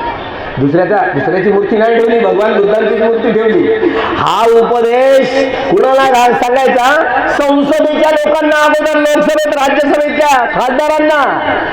म्हणून आपलं सरकार आलं असतं, पण खरंच काँग्रेस बेईमान. बाळासाहेबांनी तर खूप माघार घेतली. माघार म्हणजे काय करणार, हे सगळं ढोंग होतं. कमीत कमी 7 सीटा दिल्या असत्यानं काय बिघडलं असतं, काहीच नसतं बिघडलं. आता लोक म्हणतात बाळासाहेबांनी आता घ्यायला नको होतं, घ्यायला नको, आता पण घेतला म्हणजे 2ही सीटा नाही. ते आता आपली संघटना आहे ना, तर आपल्या बळावरच उभी करायची. काँग्रेसवाले नेहमी दगा देणारे असतात, चुकून त्यांच्यात जाऊ नये, मिक्स होऊ नये. कारण काँग्रेसवाल्यांनी भारतरत्न दिलं काय, बरं झालं तो काँग्रेसमधून फुटून VP सिंग बाहेर आला, मंडल आयोग तरी लागू केलं, त्यांनी भारतरत्न तरी दिलं, काँग्रेसवाल्यांनी नाही दिलं. लक्षात ठेवा. त्यामुळे काँग्रेस या देशाचं हा चरित्र बदलतील याच्यावर अजिबात विश्वास ठेवू नका. फक्त तो बोललाय, फक्त राहुल गांधी बोललाय अडाणी अंबानी अडाणी अंबानी, हे अडाणी अंबानीचं सरकार काही खरं नसतं त्यांचं. त्यामुळं काँग्रेसवाले जरी आले, BJP वाले जरी आले तरी हा टोटली ही राजकीय लोकशाही सामाजिक आर्थिक सांस्कृतिक लोकशाहीमध्ये परावर्तित करणार नाही आहे. त्यामुळे हे काम केवळ रिपब्लिकन पार्टीवाल्यांचं आहे आणि रिपब्लिकन पार्टी गोंधळ झाला. आता एक तगून बाळासाहेब आंबेडकर आहेत, नाही असं नाही, एक कमीत कमी एक घराण्याचं का होईना पण लोक पण सोबत आहेत. आपल्या अट्टाहासाने यांच्याशी कधीच दोस्ती नाही करायची. मला तर लाज वाटते, मला शरम वाटते बाबासाहेब वंचित आघाडी घेऊन राहतात म्हणून. रिपब्लिकन पार्टी बाबासाहेबांच्या संघटना म्हणून देश उभे राहायला हवे होते. रिपब्लिकन पार्टी ऑफ तुफान बाबासाहेबांच्या संघटना नेस्तनाबूत केल्या असा आरोप तुमच्यावर लागता कामा नये, हे लक्षात ठेवा. रिपब्लिकन पार्टी आहे बाबासाहेबांनी निर्माण केलेली आहे. त्यामुळं पुन्हा पुन्हा या सगळ्या गोष्टींवर विचारून या चारही संघटनांचं पुनरुत्थान करण्याची गरज आहे. आणि या घटनेप्रमाणे चाललं तर बाबासाहेब तुम्हाला माफ करतील, नाही तर तुमचं काही खरं नाही, तुमची तक्रार करणार आहे. बाबासाहेब ह्या तुमच्या लेकरांनी तुमच्या साऱ्या संघटना बर्बाद केल्या. मी सांगणार आहे, तुम्हाला काय वाटतं बाबासाहेब सांगणार आहे, बाबासाहेब जेव्हा चक्रवर्ती सम्राट होतील ना, मी तर राहिलो, मी तर राहणार आहे, त्यांचं राज्य पाहणार आहे, साऱ्या जगावर राज्य करतील. निळा झेंडा असेल, जगाचा चावला निळा झेंडा असेल, निळा झेंड्यावर धम्मचक्र असेल. हे त्रिपिटकात लिहिलं आहे. जेव्हा जेव्हा बोधिसत्व बुद्धत्व प्राप्त करण्याच्या प्रक्रियेत चक्रवर्ती सम्राट होतात तेव्हा निळा झेंडा असतो. निळा झेंडा असेल, निळा झेंडा असेल. साधी सुधी गोष्ट नाही आहे बोधिसत्वाची संकल्पना, साधी सुधी गोष्ट नाही आहे. बोधिसत्वांचे निर्णय महाकुशल चित्त असतं, म्हणून त्यांचे बाबासाहेबांच्या बरोबरी करणं साधे सुद्धा काम नाही. अरे नागसेनासारखा भिक्षू, त्याला जन्म घ्यावा लागला मिलिंद राजाच्या प्रश्नाची उत्तर देताना 1 नाही 2 नाही 500 अरहत भिक्षू होते. 500ही अरहत भिक्षूंना मिलिंद राजाच्या प्रश्नाची उत्तर देता आली नाही. शेवटी नागसेनाला जन्म घ्यावा लागला. म्हणून डॉक्टर बाबासाहेब आंबेडकरांनी औरंगाबादच्या महाविद्यालयाला मिलिंद महाविद्यालय नाव दिलं. त्या भूमीला नागसेनवन नाव दिलं. नागसेनासारखा भिक्षू सगळ्या प्रश्नांची उत्तर देणारा सक्षमपणाचा भिक्षू उत्पन्न होईल. मिलिंद राजासारखा सगळ्या साधू संतांच्या ससे होलपट करून टाकेल असा राजा मिलिंद राजासारखा राजा निर्माण होईल. बाबासाहेबांच्या संकल्पनेला हा जम्बूद्वीप उभा करायला म्हणून या 40 संघटना बाबासाहेबांनी दिल्या. जा आपल्या घरावर लिहून ठेवा, तुम्हाला राज्यकर्ती जमात बनायची आहे. खरंय, बाळासाहेबांना पुन्हा आवाहन करतो, या ठिकाणी रिपब्लिकन पार्टीचे सूत्र आपल्या हातात घ्या, खंबीरपणे हातात घ्यायचं आणि या 40 संघटनांना एकत्र करायचं. एकत्र करून एकत्र लढायचं. त्यांच्या पद्धत नाही पडायचं, बिलकुल नाही. थोडा वेळ लागेल वेळ, पण गुलामांना त्यांच्या गुलामीची जाणीव करून द्या, म्हणजे ते बंड करून उठतील. तुम्ही 20 वर्ष मरायचं नाही. 10 वर्षापासून पंढरपूरला यासाठी जात आहोत, तिथे देवदर्शन करण्यासाठी नाही. बाबासाहेब बोलले होते, मी सिद्ध करून दाखवेन. हे पंढरपूरचं मंदिर हे देखील बुद्ध विहार आहे. महावंशामध्ये अनुपुटकामध्ये लिहिलेला आहे, पृष्ठ नंबर 183 वर. तिसऱ्या महासंघानानंतर मोगली गुप्त किश्य यांच्या उपस्थितीत पार पडलेल्या अध्यक्षतेखाली सम्राट अशोकाने महाराष्ट्रामध्ये महाधम्मरक्षित नावाच्या स्थवीर अरहत भिक्षूला पंढरपूरला पाठवलं. कुठे? महाराष्ट्रामध्ये पाठवलं. चंद्रभागा नदीच्या काठावर जे महाविहाराच्या पायाभरणीपासून तर ते बुद्धांच्या मूर्तीची प्रतिष्ठापना होईपर्यंत महाधम्मरक्षित या अरहत भिक्षूंच्या उपस्थितीत हा समारंभ पार पडला. हे धम्मलिपीमध्ये अक्षर लिहिलेले आहेत. हे मी वाचतो. तिथे शेंडीवाल्यांनी मात्र तो पत्र, चांदीचा पत्र टाकलाय त्याच्यावर, मी वाचून दाखवलाय. कुरतळून टाकले अक्षर. जो खांब म्हणतात ना, गरुड खांब, त्या गरुड खांबावर धम्मलिपीच्या अक्षरामध्ये बाहुं सहस्रं अभिनिमित्तं सायुधंतं गिरीमे एकलंगुदित घोरस असे ही गाथा लिहिलेली आहे. म्हणून बाबासाहेब मी सिद्ध करून दाखवेन. आम्ही सिद्ध करण्यासाठी चाललो. या देशात प्रतिक्रांती झाली, भिक्षूंच्या कत्तली झाल्या आहेत. एका भिक्षूचं डोकं कापून आणण्यासाठी 10,000 सोन्याची नाणी मोजली गेली. भिक्षू लोक दाढीचे डोक्याचे केस वाढवून जंगला पहाडात गुफा कंदरांचा आश्रय घेऊन जाऊ लागले. हे नाथपंथी लोक, हेच ते वारकरीपंथी लोक, भागवतीपंथी लोक, महानुभावपंथी लोक, लिंगायतपंथी लोक, हेच लोक. महादेव नावाचा हा आपल्याला शंकर भगवान म्हणून सांगितलं जातं. तो महादेव नावाचा अरहत भिक्षू होता. सम्राट अशोकाचा मुलगा महेंद्राने त्याची प्रवज्जात महादेव अरहत भिक्षूंकडून झालो. त्याला तिसऱ्या महासंघ, हा रिपोर्ट महावंशामध्ये आला, अनुपिटकामध्ये पृष्ठ नंबर 183 बघा. तिथे महादेव हा अरहत भिक्षू, त्याला मनशा मंडलाकडे पाठवलं आणि त्यांच्या उपस्थितीत 5 लेण्या उभ्या केल्या. 5 लेण्या. तुम्ही म्हणून यावर्षी आम्ही जाणार होतो कुठे? महादेवाला. हे पचमढी म्हणतो ना, भगवान बुद्धांचा हा संपूर्ण भिक्षू संघ तिसऱ्या महासंघानंतर महादेव नावाच्या अरहत भिक्षूंच्या पुढाकारात या 5 बुद्ध लेण्या बांधलेल्या आहेत असं पुरातत्व खात्याचे तिथे बोर्ड आहे. तुम्ही अशोकरामामध्ये पाटलीपुत्र तिथे दगडावर लिहिलेले हे संपूर्ण संदर्भ आहे. महादेव नावाचा अरहत भिक्षू होता. गोंडा बोर खाता की बोरकोट म्हणतो तो आता गोंड समाजातला राजा, गोंड समाजातला भिक्षू. त्याचं ओरिजिनल चित्र आमच्याकडे आहे. ते चित्र दाखवणार आणि पुढल्या वर्षी जाऊ. महादेवाच्या ज्या पचमढी म्हणतात त्या बुद्ध लेणी आहेत. आपलं लक्ष नाही. आता बाबासाहेबांनी 22 प्रतिज्ञा दिल्या. मी ब्रह्मा विष्णू महेश यांना ईश्वर देव मानणार नाही, त्यांची उपासना करणार नाही. आपण दुर्लक्ष केले. पण ते आपल्या त्याचं काय? महादेवा अरहत भिक्षू होता. हे सगळं इतिहास जे विसरतात ते इतिहासाची काय निर्मिती करते? बाबासाहेब म्हणून 25 डिसेंबर 1954 भगवान बुद्धांच्या मूर्तीची प्रतिष्ठापना करताना देऊरोडला बोलले 2000 लेण्या या देशामध्ये आहेत आणि 2000 लेण्यांपैकी 1700 लेण्या त्या महाराष्ट्रात आहेत. याचा अर्थ काय की महाराष्ट्र 100% बुद्धिस्ट होता. भगवान बुद्धांच्या हे सगळे कुणबी केली कोळी माणी लोहार सुतार कामार सगळ्या जाती उपजातीचे सगळे लोक आदिवासी भटकेयुक्त आणि हे मुसलमान असो धर्मांतरित झालेले ते ख्रिश्चन असो हे एकेकाचे सगळे लोक नागवंशीय होते आणि हे सगळेच नागवंशी लोक प्राचीन काळात भगवान बुद्धाच्या धम्माचे वारसदार होते. गुलामांना त्यांच्या गुलामीची जाणीव करून द्या म्हणजे ते बंड करून उठतील.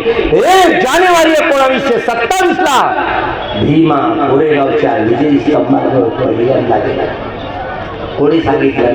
त्यांच्याच घराण्यातल्या माणसाने, त्यांच्याच घराण्यातल्या रायनाथ महार, सिद्धनाथ महार, बाबासाहेब गेले न दरवर्षी पुढे जायचे कारण काय शमन संस्कृती आणि ब्राह्मण संस्कृतीच्या इतिहासातल्या संघर्षाची दरार बाबासाहेबांना कळून आली. आमचा पराभवाचा इतिहास आहे, आम्ही पराभूत झालो.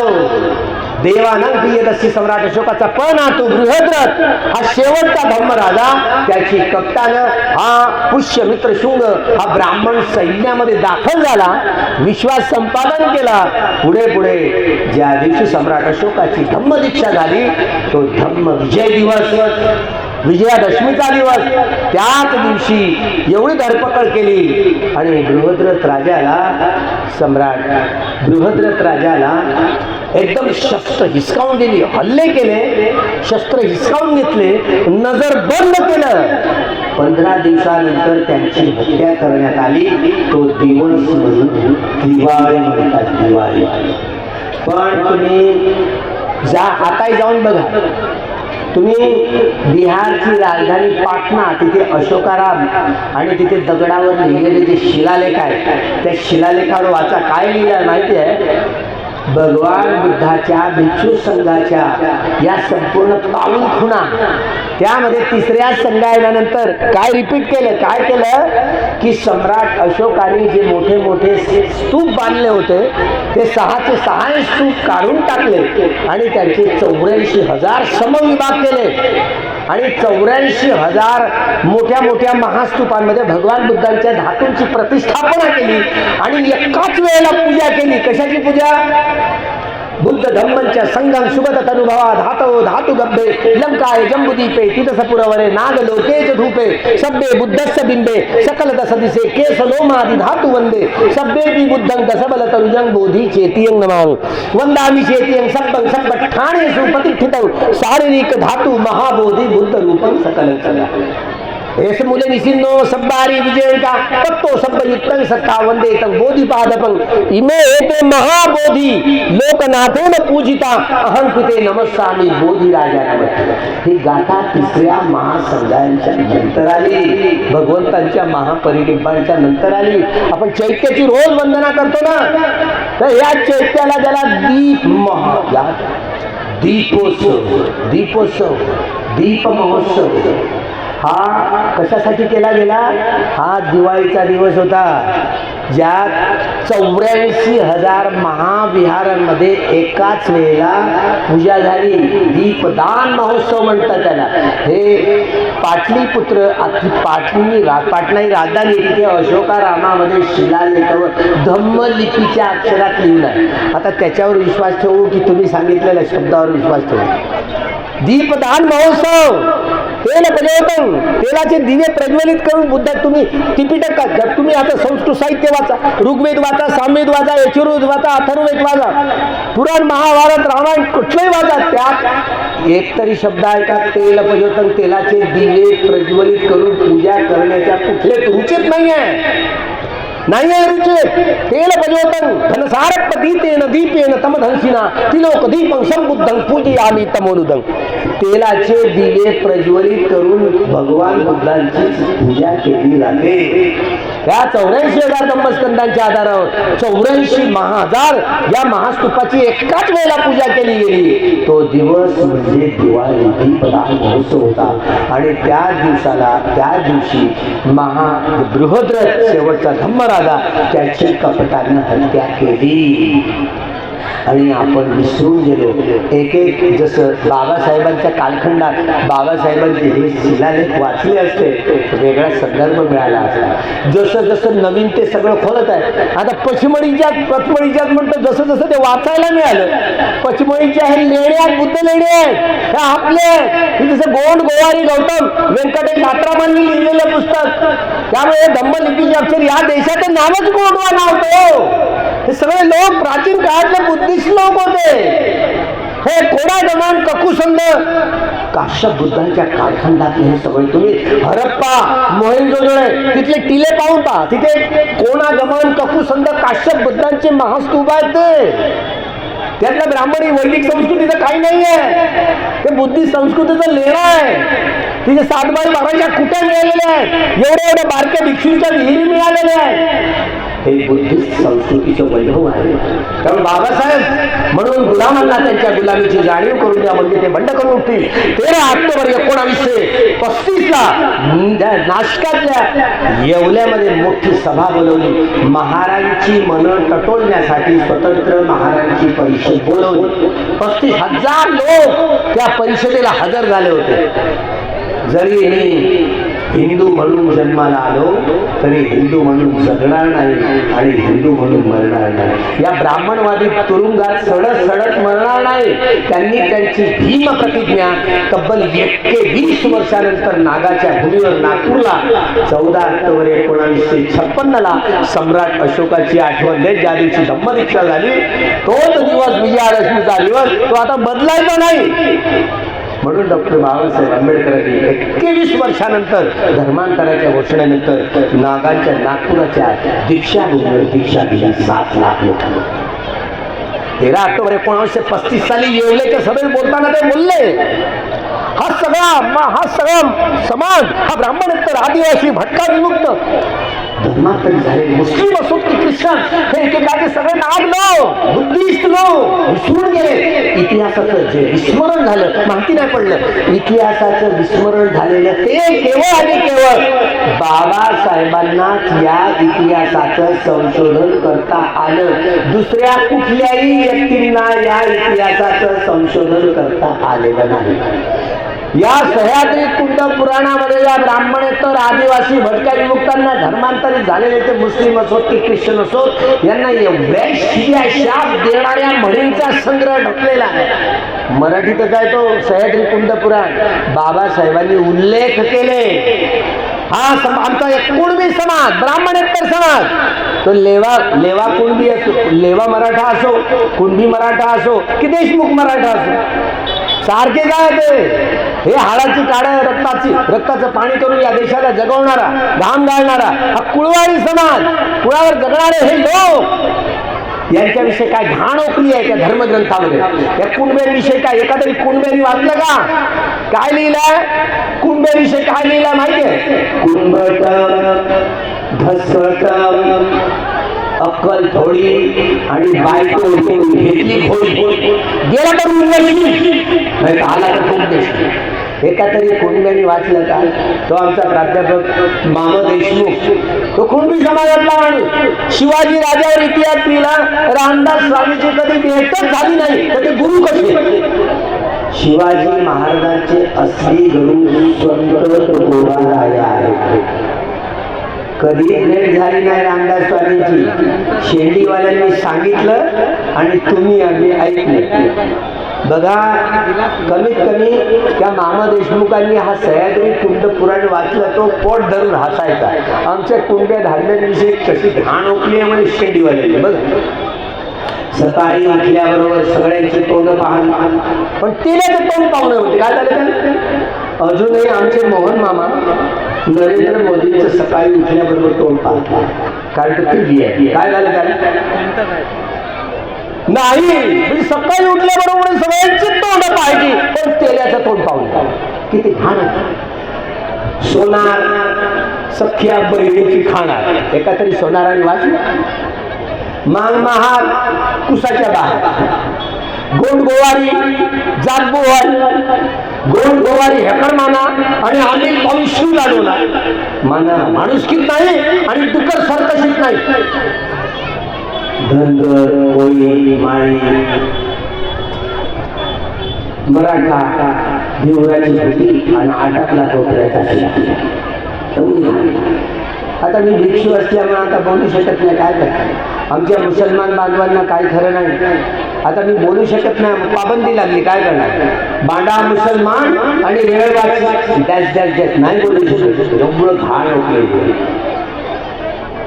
म्हणजे गुलामांना त्यांच्या गुलामीची जाणीव करून द्या, म्हणजे ते बंड करून उठतील. हा सारा ब्राह्मण तर आदिवासी भटकाविरुद्ध धर्मांतरित झालेले लोक एकेकाचा हा नागवंशी समान. आम्ही बुद्धिस्ट लोक होतो.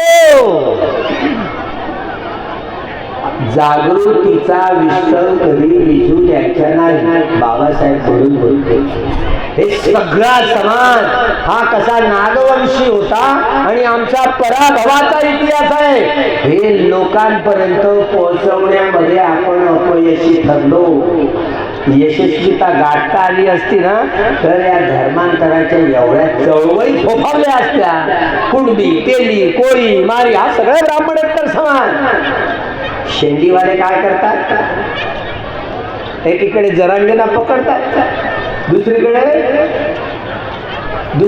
भुजबळांना पकडतात आणि ओबीसी आणि मराठ्यांमध्ये कसे भांडणं लावतात एक दुसऱ्याची घरं जाळतात. अरे तुम्हाला नाही माहिती बाबासाहेबांची आरक्षणाची चळवळ कुठपर्यंत गेली, धर्मांतरापर्यंत. आज मनोज जरांगे पाटील तुम्हाला आरक्षण मिळून तुमचं भौतिक जीवनाची सजावट नाही होणार, लक्षात ठेवा.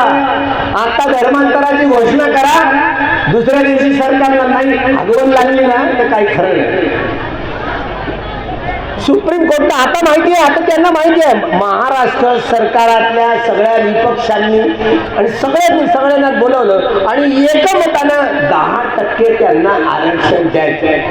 कबूल केलंय की नाही, पण ते कोर्टात टिकेल तेव्हा की नाही.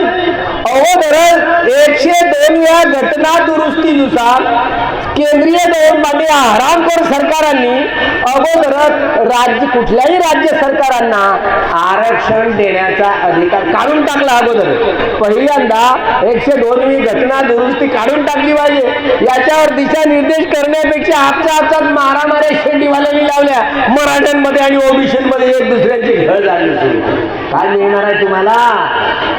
म्हणून सगळ्या या देशातल्या नागरिकांनो हे शेंडीवाले एक दुसऱ्यात भांडणं लावतात आणि आपली पोळी शेकून देतात, हे होता कामा नये. म्हणून बाबासाहेब आंबेडकरांपासून थोडं शिका. बाबासाहेब आंबेडकर भावी बुद्ध आहे, भावी बुद्ध आहे. त्यामुळे सर्वसाधारण व्यक्ती समजू नका. या उंबरठ्यावर लहानशी विहीर होती, पण हे 2चे 2 हात कसे जोडले जातात. 2चे 2 बाबासाहेबांच्या या पाऊलखणा हे वैभव असतं, लोकांचं सौंदर्य असतं, धम्म संस्कृतीचं हे बळ असतं. ज्या धम्म संस्कृतीची आहे या बळावर मोठं हे वैभव सजवलं जातं.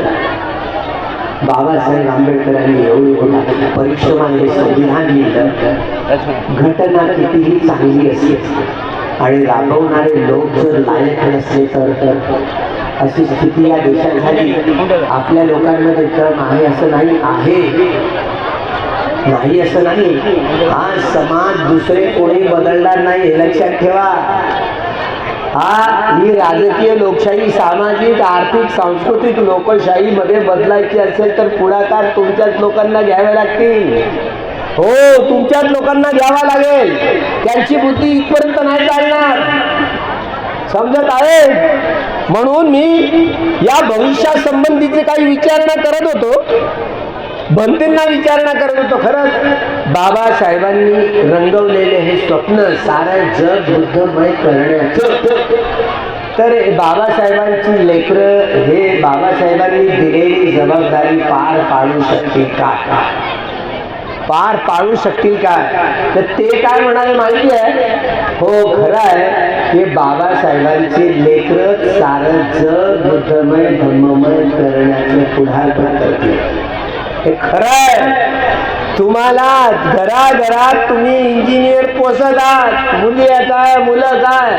तुम्ही तुमच्या देशात इंजिनियर घरात नाही पोसायचे, जपानला पाठवायचे, अमेरिकेला पाठवायचे, विदेशात देशाविदेशात पाठवायचे. 10 वर्षात तर बंगले बांधतील. आणि एका हातात दी कॉन्स्टिट्यूशन ऑफ इंडिया आणि दुसऱ्या हातात दी बुद्धा अँड हे दोन्ही ग्रंथ द्यायचे आणि तुमच्या पोराबाळांना या देशात नाही ठेवायचे. मी आता येईल पुढे पुढे, पण मी विमानानं जास्त फिरणार आहे बरं. एका देशात एका दिवशी 3-4 देशात एका दिवशी. या वर्षी 18 देशातला भिक्षू संघ मार्गक्रमण करणार आहे वर्षाला संपल्यानंतर. आणि मी पुढाकार करणार आहे. चॅन्टिंग हे सुत्तपिटक, विनयपिटक, अभिधम्म पिटकाची 2025 आणि 26ला हे सुत्तपठण विभागवार होणार आहे. त्यामुळं अकोला, बुलढाणा याचाही जिल्ह्यातला नंबर लागणार आहे. त्या अकोल्याचाही भिक्षू संघाला तिथे एकत्र करून तेव्हा तुम्ही यायचं सगळ्यांनी. जिल्ह्याच्या ठिकाणी मोठ्या महासभा होणार आहेत भिक्षू संघाच्या. आणि जे ओरिएटर भिक्षू आहेत, ओरिएटर त्या देशातले, ते आपल्या एक अर्ध्या तासात आपलं ते कथन करणार आहेत. कारण एकीत एक नाही, नक्कीच नाक नाही असं म्हणतो की नाही. म्हणजे या भगवान बुद्धांचं हे बोधी ज्ञान धारण करून आर्य सत्याचा साक्षात्कार करायचा कशा, यामध्ये खूप मतभिन्नता आहे, खूप मतभिन्नता आहे. त्यामुळं मागच्या इंटरनॅशनल कॉन्फरन्समध्ये मी चढूनच बसलो. अरे आम्ही एवढे स्वतः स्थविरवादी म्हणणारे लोक 18 देशाचे एवढं ज्ञान आणि धम्म धारण करण्याचे, आर्य सत्याच्या साक्षात्कार करण्याच्या या विभिन्न पद्धती कशा, एक मत का बरं नाही आहे. त्यामुळे एकमत यावं. मी ज्यावेळेला म्यानमारला गेलो, त्रिपिटक गृहामध्ये गेलो, त्यामध्ये 41,000 धम्मस्कंद सुत्तपिटकातले, 41,000 धम्मस्कंद विनय पिटकातले आहेत आणि 42,000 धम्मस्कंद हे अभिधम्म पिटकातले आहेत. तिथे गेल्याबरोबर त्या संगमरवरील स्लेटवर लिहिलेले आहेत. गदगद होतं माणूस. भगवंतांची मूळ वाणी, भगवंतांच्या वाणीतलं एक धम्मस्कंद, 82,000 धम्मस्कंद, एकेका धम्मस्कंदावर एक प्रवचन आहे. 2,000 अनंतांनी जे प्रक्षेपित केलेले धम्मस्कंद, त्यामुळे 2,000 धम्मस्कंदांची हे प्रक्षेपण, 2,000 प्रवचनं अरहंत भिक्षूंची आहेत. त्यामुळे एकूण 84,000 धम्मस्कंदांचा हा साठा आहे. ही भगवंतांची मूळ वाणी समजली जाते. आणि या वाणीवर तुमचा विश्वास नाही आहे. तुम्ही आपल्या बुद्धीची कसरत करताय, बुद्धीची कसरत करताय. बुद्धीला सीमा असते, प्रज्ञेला सीमा नसते. म्हणून प्रज्ञा आपल्याला निर्वाणापर्यंत घेऊन जाते.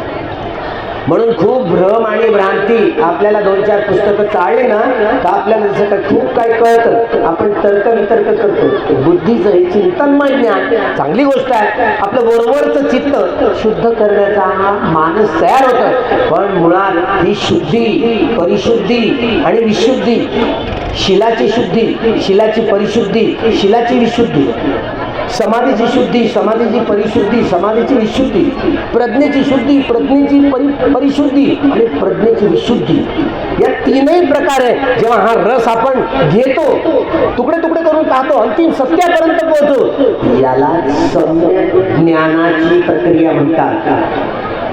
भगवान बुद्धांची दृष्टी इथून उत्पन्न होते. बघा, भगवान बुद्धांची दृष्टी म्हणजे सायंटिफिक दृष्टी, विवेक दृष्टी, योग्य दृष्टी. हे म्हणणं निराधार आहे, हे गौड बंगाल आहे. सम्मा दृष्टी म्हणतो आपण. का सम्यक दृष्टी म्हणजे काय? योग्य दृष्टी, वैज्ञानिक दृष्टी असं नव्हे. सम्यक दृष्टी म्हणजे विवेक दृष्टी असं नव्हे. दुःख याणं दुःख समुदय याणं दुःख निरोध याणं दुःख निरोध दांडणी पटिपदाय याणं ती उच्चती इति भिक्खवे सम्मा दृष्टी. पहा, एक एक शब्द एवढा सुआख्या सुस्पष्ट करून सांगितलाय तथागताने. दुःख, दुःख समुदय, दुःख निरोध गामिनी पटिपदा, या चारही सत्य विषयक ज्ञान आत्मसात करत करत चालणं. म्हणजे कसं चालणं? अशिते, पिते, खायते, साहिते संपजानकारी होती. चालताना, बसताना, उठताना, निद्रा घेताना जी काही कृती करत आहोत, जी काही कायावाच्या मनाने कर्म करत आहोत, सती संपजन्य नरेंचती, एक क्षणही असा बेहोशीतला जाता कामा नये. जागरूकते हो सतो संपयान. एकदा सती जुळले जागरूकपणा आला की प्रज्ञा काम करणं सुरू करते. म्हणून असिते पिते खाईते साईते संप जानकारी होती. चालताना उठताना बसताना निद्रा घेताना जी काही काया वाचा मनाने आपण कर्म करत आहोत, वेदना पच्चया पඤ्या, वेदनांचा उदय यथाभूत जाणत जाणत काया वाचा मनाने कर्म करणं म्हणजे समाधी सम्यक दृष्टी सोबत घेऊन चालणं होय. मी आता प्रवचन करतोय ना, तुम्हाला ऐकता तरी येतं का? कानाने ऐकता, कोणी म्हणतं मनाने ऐकतं. यदा पर्याय पद्धती प्रज्ञेने ऐकायला हवं. अनित्य लक्षण, दुःख लक्षण, अनात्म लक्षण या तीनही लक्षणामध्ये रमण करत करत श्रवण करणं, त्याला म्हणतात ते श्रवण श्रवण करण्याची प्रक्रिया असते. त्या प्रक्रियेची शुद्धी, परिशुद्धी आणि विशुद्धी. विशुद्धपणे तुम्हाला अजूनही धम्म श्रवण करता येत नाही. एवढे बुद्धीचे लोक तुम्हाला काय कळेल? तुम्हाला वाटेल तुमची टिंगल उडवतो. नाही, खरंच आहे. यदा पर्याय पद्धती म्हणून सम्यक संबोधित ज्ञानाची दृष्टी सम्यक ज्ञानाच्या आधारावर उत्पन्न होतं. अनित्य लक्षण, दुःख लक्षण आणि अनंत लक्षण या तीनही लक्षणाने व्यक्ती, वस्तू, स्थिती, रंग, रूप, आकृती जे काही असो त्याचे तुकडे तुकडे तुकडे करून पाहिलं. 1945 साली तुम्ही युद्ध पाहिलं. हिरोशिमा नागासाकी अणुबॉम्बचे गोळे पाहिले. हिरोशिमा नागासाकी जळून गेली. युरेनियम धातूपासून, अणुपासून जो बॉम्ब तयार केला गेला, टाकला गेला, आज खरं जपान हा पृथ्वीवरचा स्वर्ग झाला. चायनावर हल्ले केले होते जपानने. आहेत बुद्धिस्ट राष्ट्र, तेही बुद्धिस्ट होते ना, पण तरी युद्ध केले की नाही? जपानचे दोन्ही नगर जळाले की नाही? चीनही बुद्धिस्ट देश होता की नाही? तरी मारामार्या. म्हणजे याचा अर्थ काय? नाव बुद्धाचं असेल आणि तुम्ही युद्ध करत असाल तर एका म्यानमध्ये दोन तलवारी नाही चालणार. म्हणून भगवान बुद्धांचा सद्धम्म म्हणजे क्रांती, बुद्ध धम्म म्हणजे क्रांती, ब्राह्मणवाद म्हणजे प्रतिक्रांती. हे अक्षर केवळ डॉक्टर बाबासाहेब आंबेडकरांना रचना करण्यात आली. त्यांना यशस्वीता आली. दुसऱ्यांच्याकडून अशी रचना नाही घडली.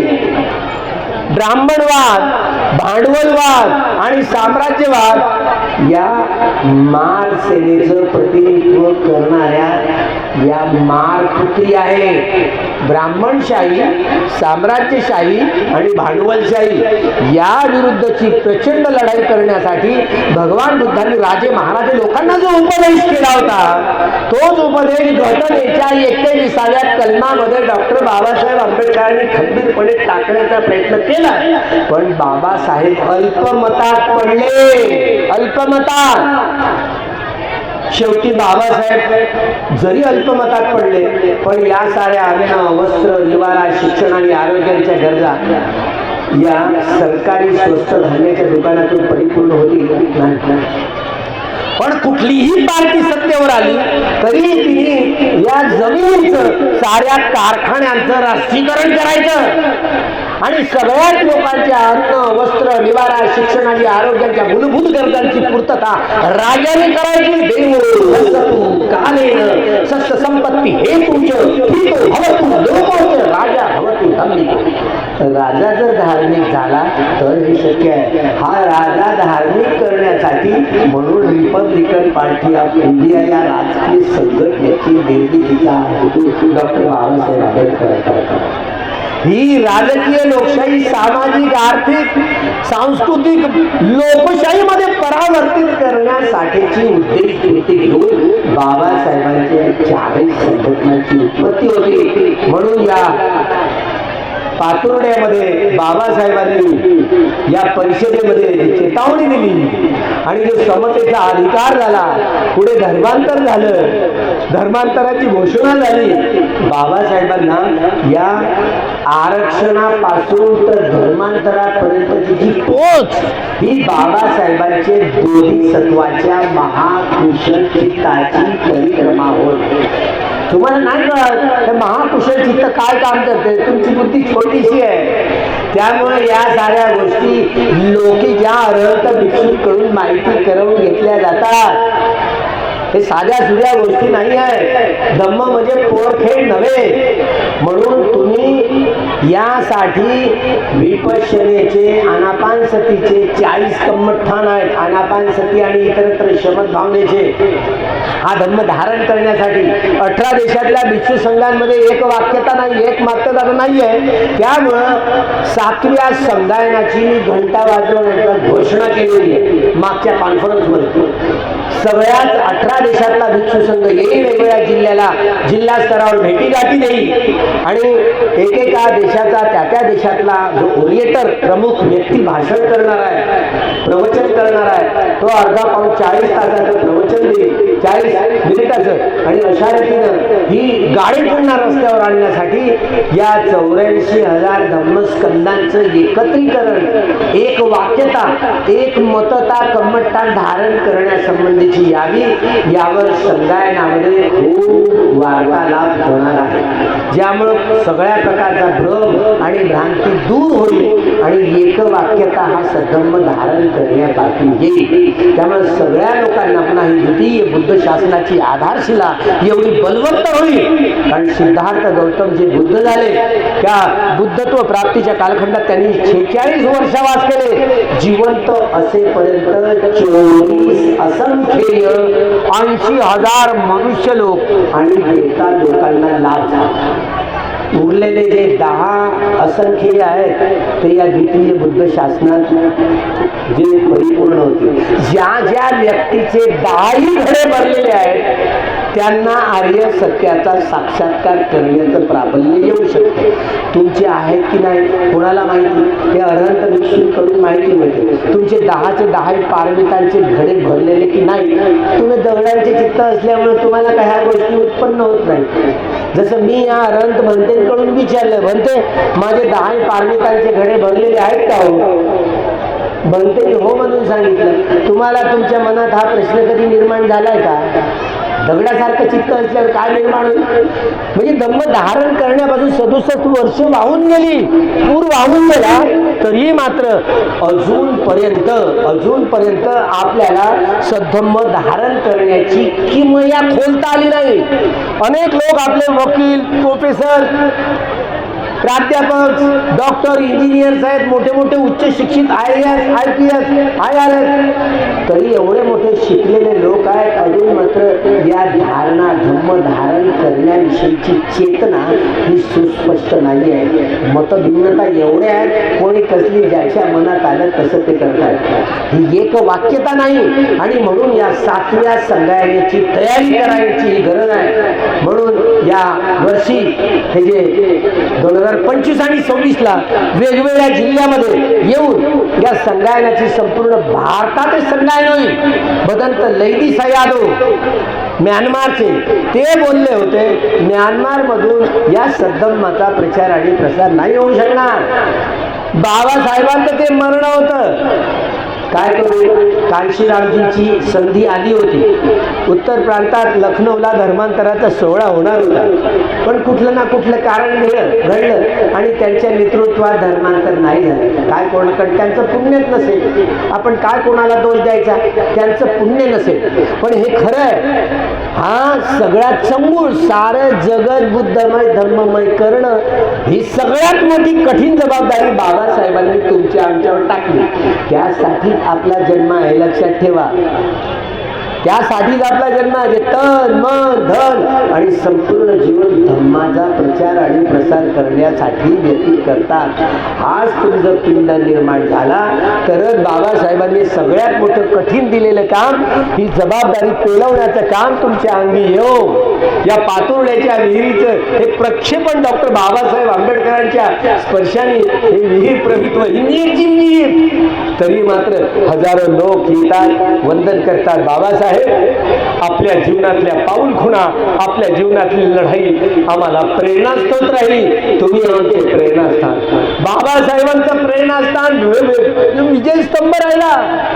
भीमा कोरेगावचा विजयस्तंभ राहिला. त्या विजयस्तंभावर एका महाराणी 56 पेशव्यांच्या सैनिकांची बोलले, तुझ्यासारखे 56 पाहिले केवळ बाबासाहेबांनाच इतिहास कळला, जगातल्या कुठल्याच माणसाला नाही इतिहास कळला. लक्षात ठेवा, हे भीमा कोरेगावचं युद्ध हे काय झालं, 28,000 पेशव्यांना केवळ 500 महाराणी ढोसाळली.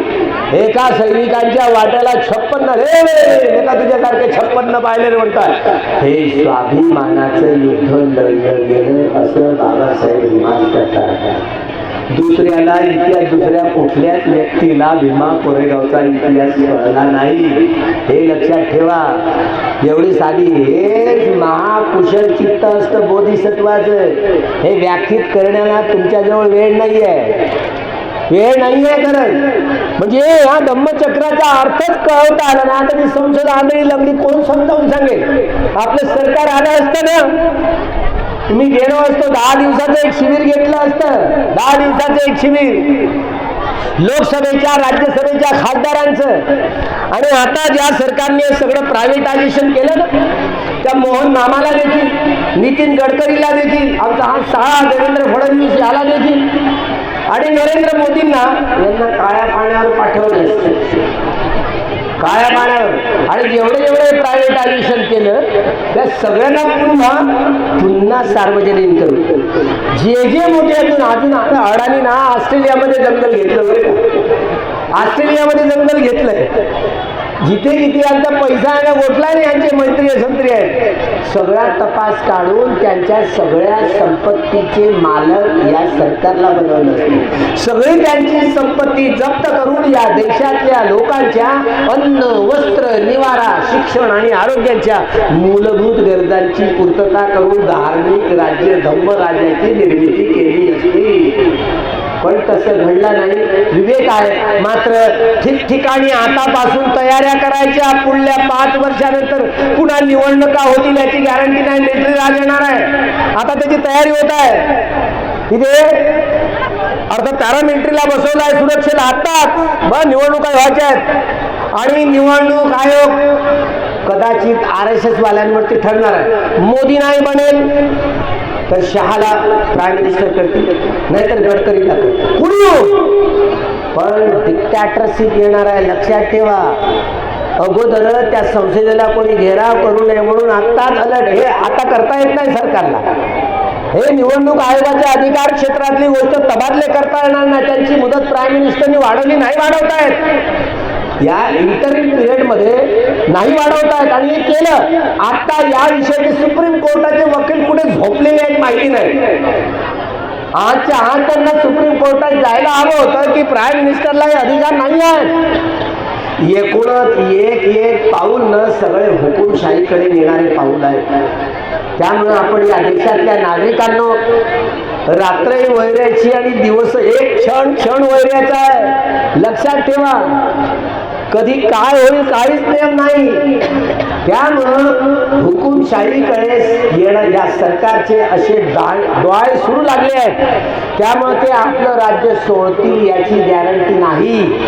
हा निवडणूक आयोग हा स्वतः मिलिटरी प्रमुख होऊ शकतो. लक्षात ठेवा. स्वतः मिलिटरी प्रमुख होऊ शकतो. याला मिलिटरी खातं देतील आणि RSS राज्य करेल. हे 5-6% जे मतदान वाढलं, 1,10,00,000 हे एवढं वाढलेलं मतदान हे त्यांच्या पारड्यात गेलं असं समजायचं. आणि ते निवडून येतील. तुम्ही या भरोश्यावर राहू नका. ते निवडून येतील आणि तुमच्या केसेस तुमच्या कोर्टात चालवत बसतील. त्यांचेच आता निर्णय आहेत.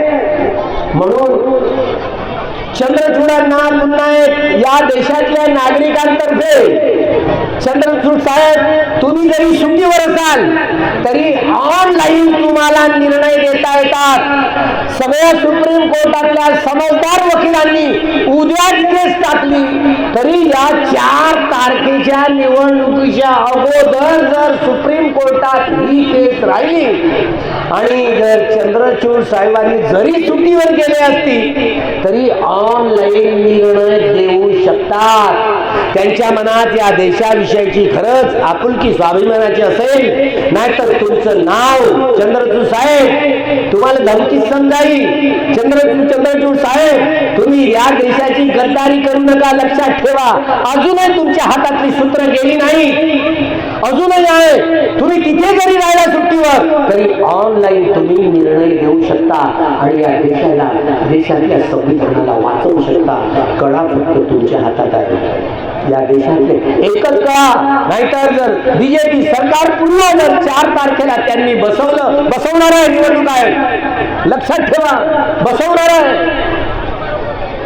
म्हणून या देश आणि बाकी विरोधी आंदोलन करतील, आंदोलन धडकून टाकणार आहेत ते, लक्षात ठेवा.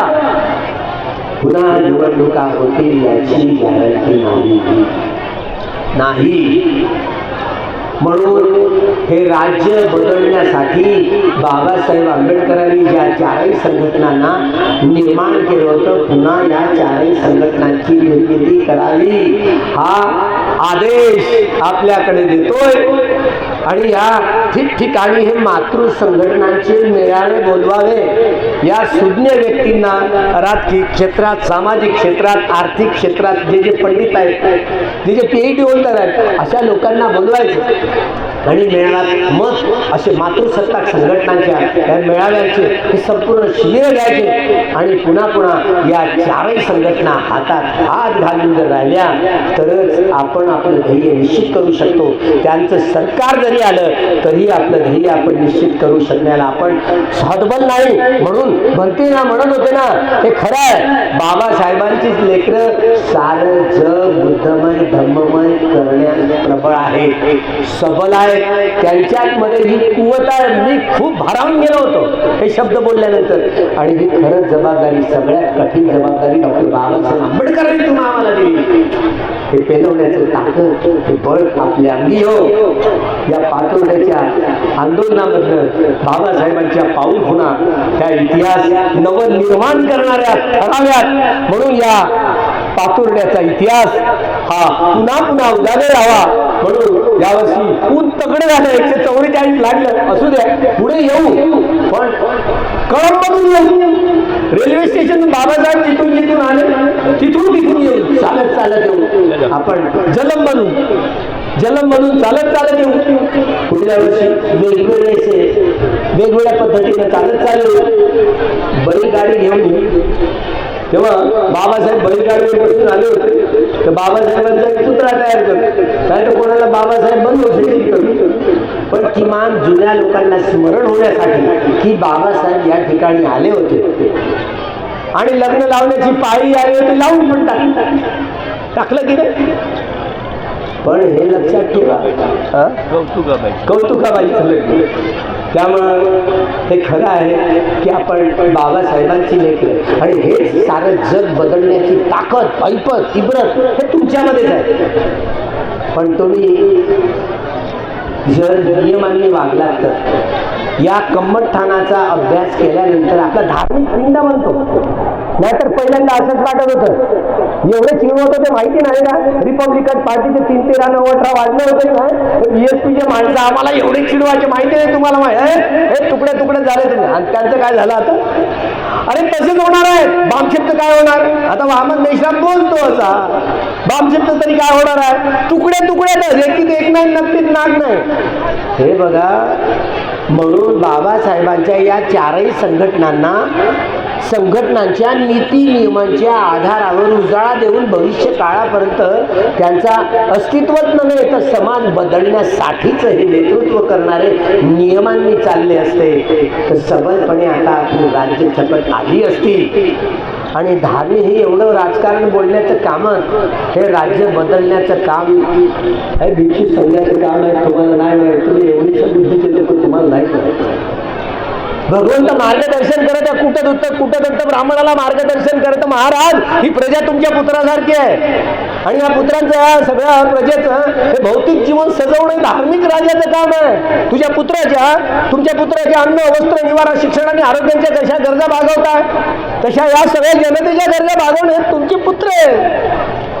त्यामुळं राजे महाराजांना असा उपदेश, याचा अर्थ काय राजकारण केलं का, आम्हाला ती घोषणा आमदार खासदार बनण्याची, पण मार्गदर्शक म्हणून हे घेणं गरज आहे. तुम्हाला नाही माहिती, धम्म हे मूळ आहे, बाकी या फांद्या आहेत सगळ्या. अर्थकारण, समाजकारण, सांस्कृतिक कारण या फांद्या आहेत. मूळ धम्म आहे, धारेती इति धम्म. म्हणून धम्म हिंदू नसतो, बौद्ध नसतो, जैन नसतो, शीख नसतो, यहुदी नसतो, ईसाई नसतो, मुस्लिम नसतो, ब्राह्मण नसतो. धर्म शुद्ध असतो, तो परिशुद्ध असतो, तो विशुद्ध असतो. धारेती इति धम्म. निसर्गाच्या नियमांना धम्म असं म्हटलं जातं. उपादवय धम्मिनो, हा लोकीय धम्म झाला. जिथे उत्पन्न होत नाही, वेळ होत नाही, लोकोत्तर धर्म झालं. कारण निर्वाण धर्म होता. निब्बाण परमं सुखं. कसं संपवायचं? तुम्ही मागासलेले लोक धम्माच्या क्षेत्रात जसे जसे या कम्मठठाणाचा अभ्यास कराल तर या राजकीय क्षेत्रात, आर्थिक क्षेत्रात, सांस्कृतिक क्षेत्रात, सगळ्या क्षेत्रात सबल व्हाल. आणि हा सबलपणा तुम्हाला या चारही संघटना जशा जशा सबल होतील तसं तसं हे सारं जगत बुद्धमय धम्ममय करण्याचं बळ तुमच्या जवळ येणार आहे, उत्पन्न होणार आहे. मी एवढ्या लवकर मरणार नाही, तुम्ही लवकर मरू नका. 20 वर्ष पंढरपूरचा जो वारकऱ्यांचा सोहळा आहे ना, वारकऱ्यांचा, तो माझ्या पुढाकारात तिथे वारकरी बुद्धं शरणं धम्मं शरणं संघं शरणं गच्छामि म्हणणार. आषाढी पौर्णिमेला म्हणून मरू नका म्हणतो. समजलं? सुनामीच्या कशा लाटा उसळतात तशा या धर्मांतराच्या लाटा उसळणार आहेत. सांभाळता सांभाळता आपल्यालाच नाकी नव येईल. कसं सांभाळणार आहात? म्हणून हे निर्माण करण्यापेक्षा सांभाळणं आणखी त्याच्यापेक्षा जास्त कठीण आहे. म्हणून सांभाळ करणं, सुरक्षा करणं, सद्धम्माच्या आधारावर सुरक्षा करण्याचं काम आता कमीत कमी चित्रात दिसतात. तर फटकन समता सैनिक दलवाल, अरे आमचं समता सैनिक दल दिसतं तरी, डोळ्यासमोर दिसतात तरी म्हणतात, आवाज जातो. हा जयभीमचा नारा साऱ्या जगात जाणतात. जपानमध्ये गेलो, तिथे 2 मोठे केंद्र आहेत विपश्यनेचे. तिथले सगळे हे टाळे वाजवतात.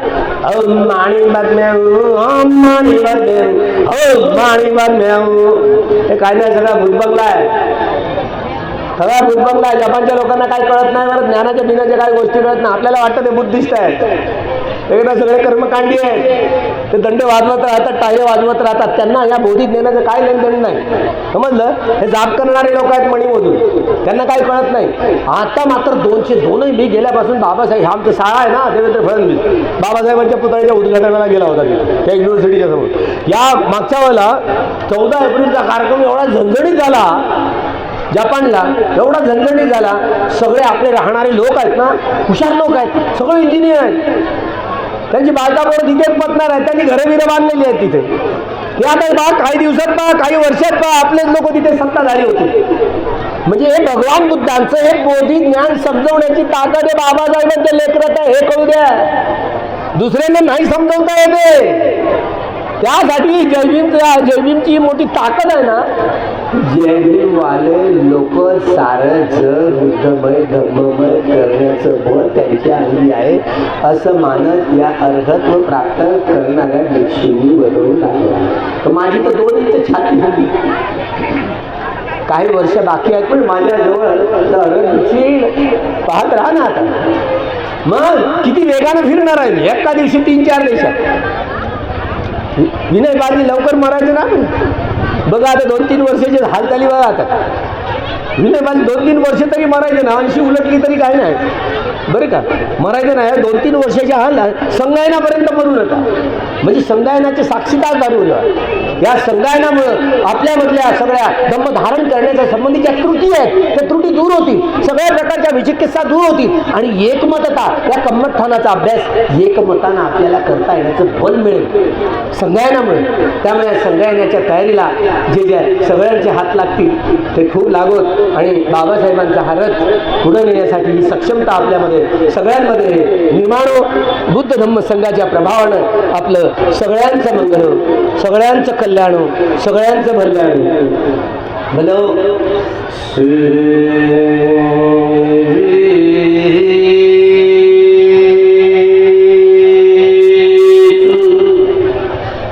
Yeah.